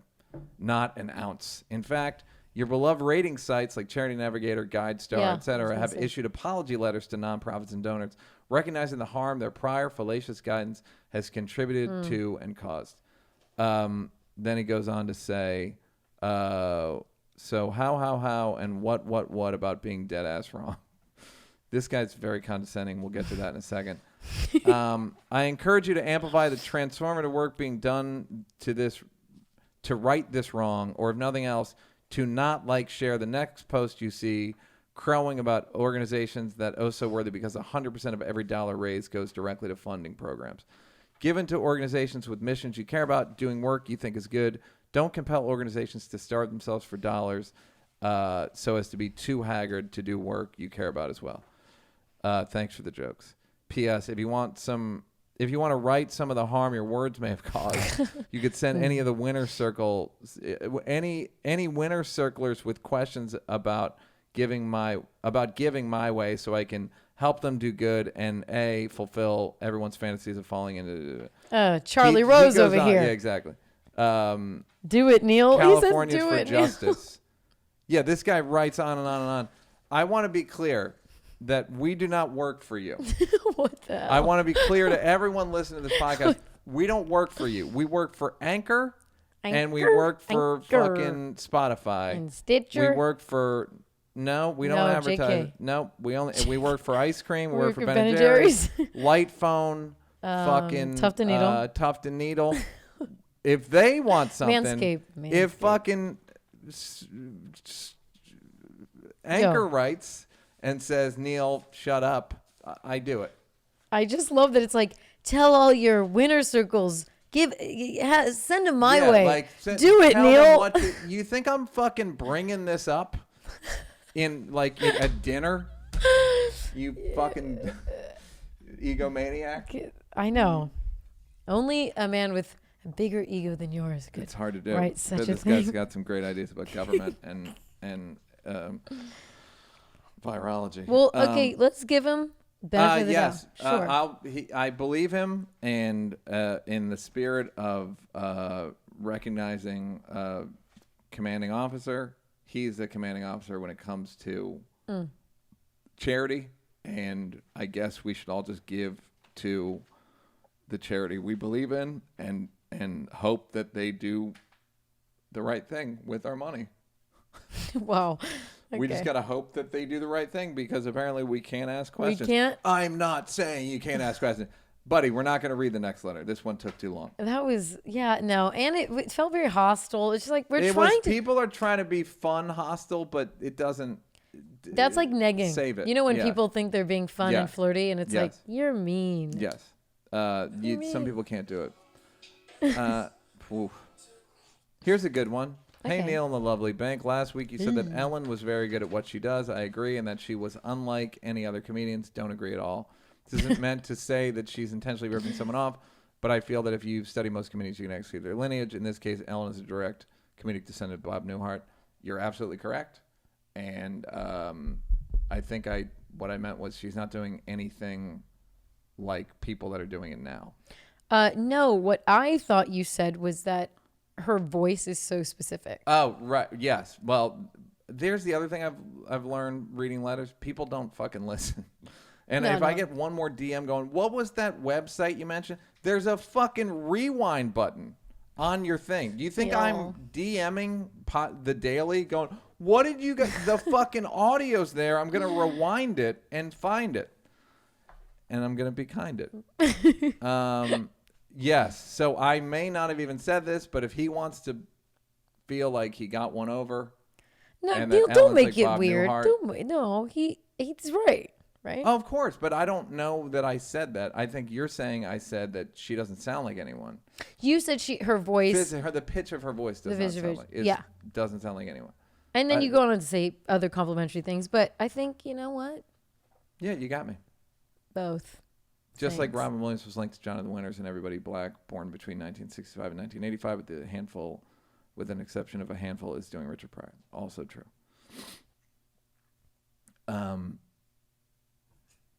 Yes. Cool. I was going to add some insight there, and I'm going to back away. Okay. I would be hurting myself. Don't do it. And others. Okay.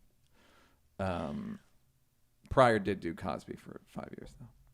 So you just said it. Yeah, but there's a dirtier part that I'm not saying. Okay. Give him a little taste. Wait, we just did that. That guy did 2 PPSs and then added more links. Fucking, this guy is never ending. Goodbye. This guy don't stop. Okay, so then this comes down to... You've got mail. This is a lot. This is so funny. Was just listening to discussion on comedic expertise. While I think you pulverized the opposition over the last couple episodes and via your Twitter karate, my award-winning Twitter karate, regarding all the Dunning-Kruger comedians out there, there was one point you made that Bianca disagreed with that I think merits a bit more discussion. Paraphrasing, you made the point that guys are more likely to think they can be as good of a comedian as you, but wouldn't think that of any number of other comedians. Bianca disagreed. In retort, you noted that men will make these comedy comments to you, but probably wouldn't do to Rogan because he'll pummel them. Not at this tax bracket. He won't. He'll no. Now he can't do anything. No. I think it might be even more basic than him pummeling them.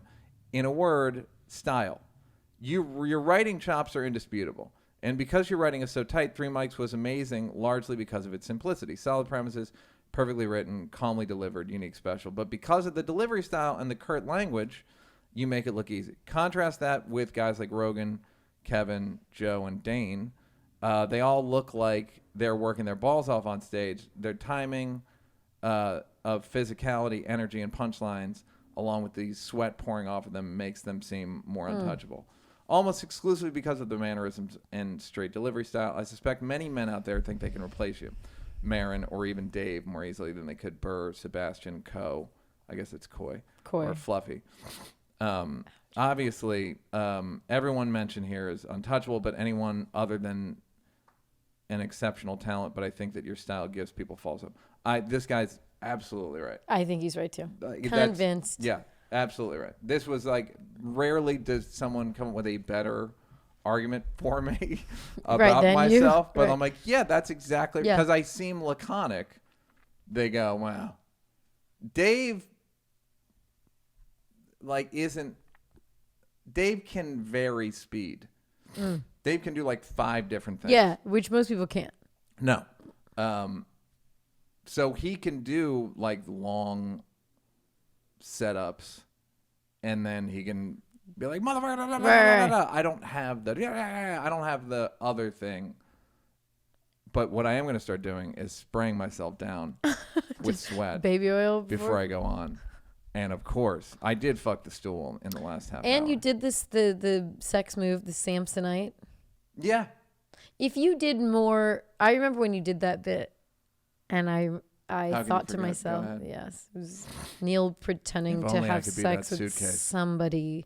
Lord, if you're listening, make me a suitcase. Very, way. Anyways, so when I remember seeing that, I remember thinking, Neal does not do act outs ever, because I noticed it. But the thing is, I do. They're just not. I don't go you don't move a lot. I also not true. When? My Comedy Central special, I moved into act out. It's a vigorous act out. You don't do movie act outs. I don't run across the stage. No, not that stage. But would you say in your comedy, your act outs, do they take a lot of space? No, that's what I'm saying. Like, I don't run. I do things like girls like this, and then I jump and which, if if Dave does it, you're like, oh my God. Because I'm laconic, nothing I do. It's like when people go, I didn't know you dance.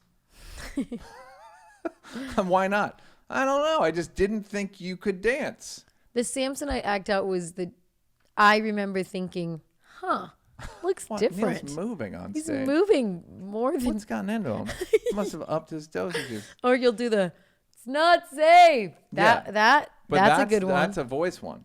That's a voice one, but it all goes towards I a did big. Women walking. I do women kneeling. I do women. You do? Damn girl, that titty game's bananas. I'm moving as I do that. You look like you got leadership skills. I'm walking on that. I rap when I say the N word. I'm literally rapping and moving. But because it doesn't seem like it. Yeah, it really doesn't. Yeah, it seems like I'm standing still. Like not moving. Because it's at all. It's like a metabolism thing. Meaning it's like those guys are like 105 beats per minute and I'm like 95 beats per minute. Okay. And it's hard to, even when it's fast, there are hip hop songs that are high beats per minute that don't sound like high beats per minute. I can't explain it. Like, no, I know what you mean. It sounds, if something's like more acoustic, you wouldn't think it's high energy. But if it's if it's fucking fiddle, you're like, what in the fuck? The thing is, Ian is similar. Yeah. And I don't think people are going up to Ian and being like, I could do what you do. Oh, well, they're not going up to him, but because he's black. Yeah, I was going to say maybe. Yeah, maybe.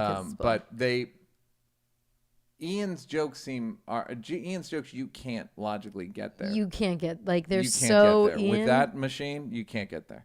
They're so Ian. Yeah. That's like, I don't know. Is it the energy thing? Because there are low energy. It's the energy. What's another comic that's similar? Like, low energy. I remember Attell used to always say, like, you and Morgan Murphy are similar. And I would think, like, me and Morgan Murphy are not similar. At all. But I don't know. And then there are people that think me and Michelle Wolf are similar now. They would go, are you guys related? Anytime one of us is on The Daily Show, are you guys related? And I don't know what it is. I think it's a beats per minute thing. It's like, how tightly wound are you? Yeah. Like, how quickly is your thing? Kevin's thing is this. Chris's is more like. Yeah. And Dave's is amoeba. He's doing hand gestures right now. Yeah, sorry, guys. Does that not work on an audio podcast? No, I don't think so. And Kevin's tight. Chris is like do zigzag. And Dave can ebb and flow between amoeba, a lot. Yeah, he could do a lot. But he's right. Like, that Rogan seems like, and Joe yells almost the entire time, and it's high pitched. Yeah, you can't fucking.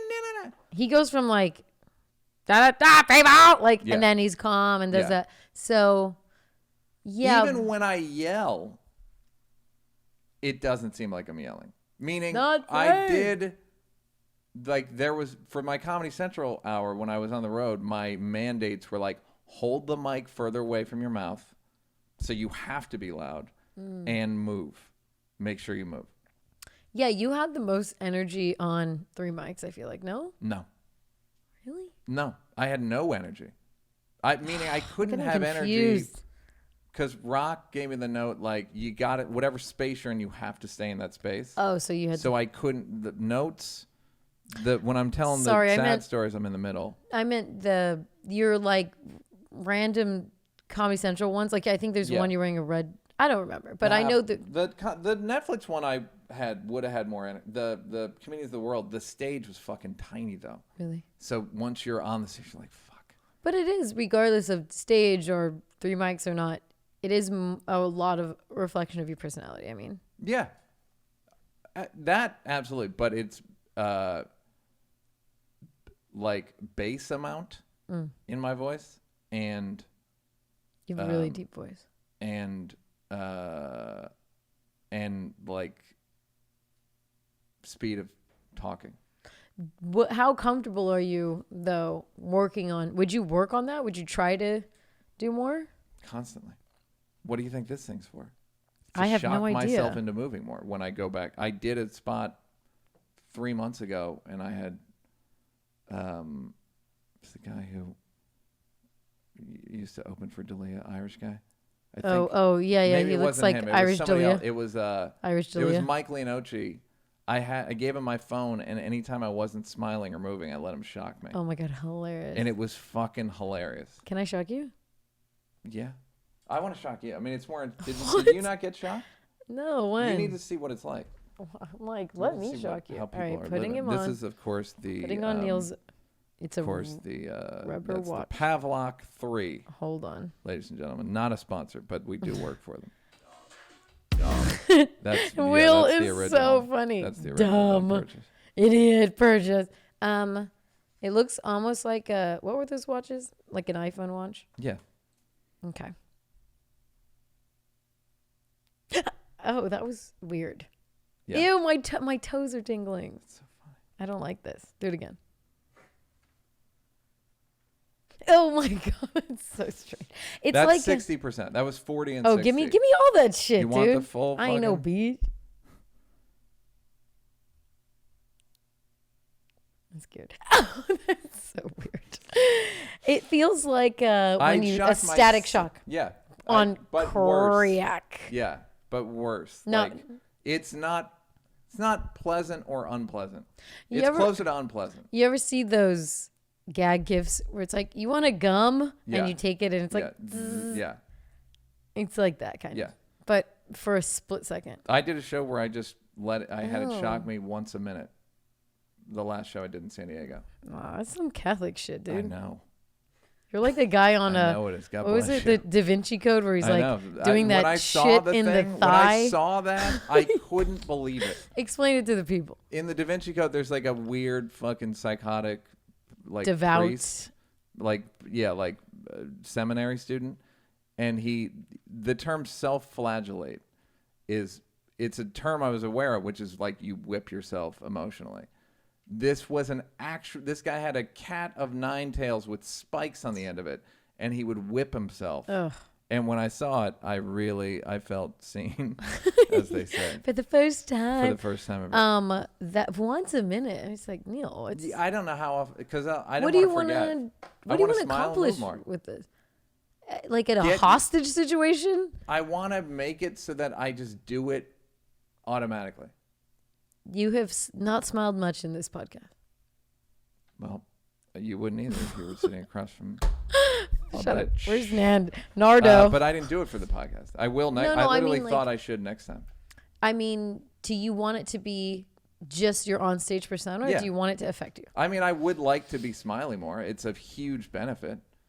That's why I have, as my screensaver, I'll put it up right now. Oh, you changed it. Yeah, it was Picture nice. of me, and it says, Oh, that's not what I thought. "Seem nice," because that is more important than being nice. Doesn't this all feel a little torturous towards yourself? Just like, come on, smile, look nice. Remember what we, it's But like there's yes, like of course, but I'm frustrated by if I can write jokes for the legends, what's keeping me from being a legend myself? And that is likability. Okay. That's the inherent difference between me, Chris, Dave, Ellen. Well, now, Did they shock themselves? No. But Chris used to rehearse in front of a fucking mirror before Bring the Pain. He had mirrors set up in his basement and a mic stand. but that So- probably wasn't about likability. Yeah, it was. It's just like rehearsing. You rehearse. No, it was Oh, about like okay, I believe Martin buried him and he couldn't follow him Okay.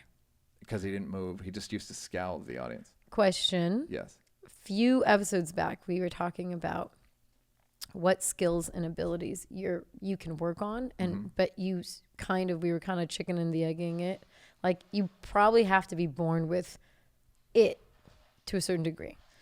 So if you're working so hard, I mean, I remember a few years ago you read this book on being charming. Yeah.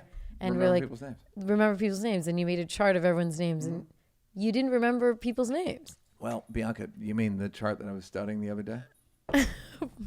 I'm redoubling my efforts. Okay. But what I said, okay, Keith, heard your... Come on through, buddy. Neal, go ahead. Don't mind if we do. Okay. Okay.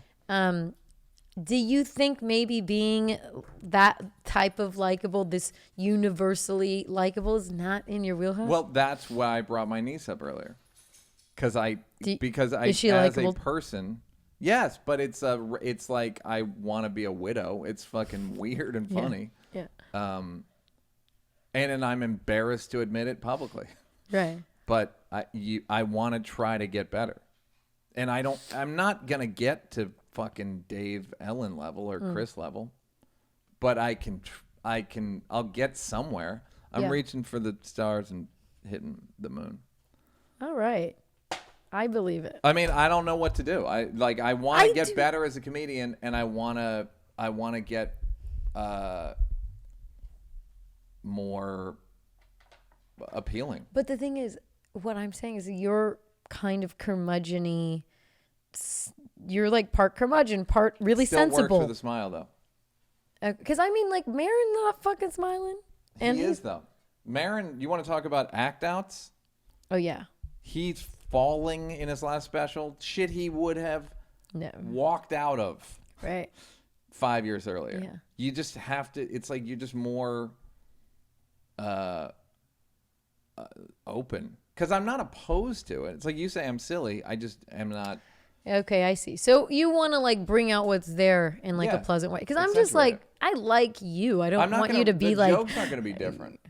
Yeah, okay. You know what I mean? Like they're not going to be, I'm not going to be like, and I'm going to write about the morning. All my jokes are going to be about fucking. Or the outside. Ponds and the morning and massages, etc. Would you be good if someone gave you a challenge, like write a joke about this? The last time Blake did stand up, I swear to God, I wrote him 10 minutes in 10 minutes. Wow. To the point where I was like, dude, you're fucking an idiot that you can do this. That like I've never done it, but I've gone like I wanted to give myself prompts of like, you're speaking to a dental convention tonight. Right. Just go. Because I would be able to, but it's hard to get there. Right. All right, this podcast is too long. It's really long. Sorry, guys. So, the guy who said he could do stand-up, wrote and apologized. Oh wait, say it real quick. He wrote, "Please don't share." Yeah, he said, "Please don't share," but he also put us through too much for us to. Dude, that's we're not listening to him anymore. I'm not gonna blow up his spot. Okay, do, but he just paraphrase. Basically, he felt like an asshole. His sister told him he was an asshole. And his only defense was, I have no idea what I'm talking about. And for the most part, you're obviously right. Now, if you think I was suggesting anyone could do this, I'm absolutely not. 99.9999 are trash.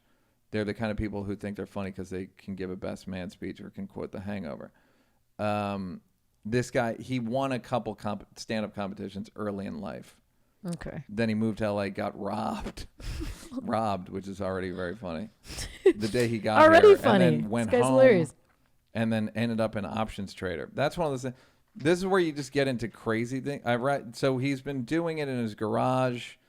He shot a 57-minute special in his garage. Dude, what if he? And then he writes, it was quite amateur. There was a lot of promise, maybe 14 strong minutes. Since then, I've recorded about another 11 hours of material, which is like, you're a maniac. You think it goes to what you said. You're like, I'm not going to put the audience through an hour special. Why? So he does an hour for 14 minutes, and then he goes, I can do an hour. What are you talking about? Even this guy thinks even his apology is insane. But thank you for writing. Thank you, but thank you. Thank you. You fucking maniac. And also go do an open mic when the world opens up again. Just do open mics. Yes. Just do open mics. That's how everybody. When people want to get around that, it's like you. No, I want to go to the store. No, you gotta go on a weekend. I'll bet. I don't care if you're gonna bet. The problem is everybody, to whoever's listening, every single person thinks that they're the funniest dude. They have a story about how they are funny here, there, wherever. So just go throw your hat in with everybody. Everyone kind of sucks, but you'll get a feel of like, oh, maybe this is something I do, or you will get a feel of like, yeah. And then if you get a feel for something you do, give it another decade. Yeah, keep doing it. And you'll... It's like Dave started when he was 14. Yeah. He became Dave Chappelle in capital letters 15 years later. So, like, and he's in the Hall of Fame. So, Ellen, fucking forever. Chris, forever. Like, it takes everyone a decade. So, I don't want to talk anymore. I'm sick. I'm so sick of talking. Is Nardo sick of talking? No. All right. Goodbye, everybody. Bye.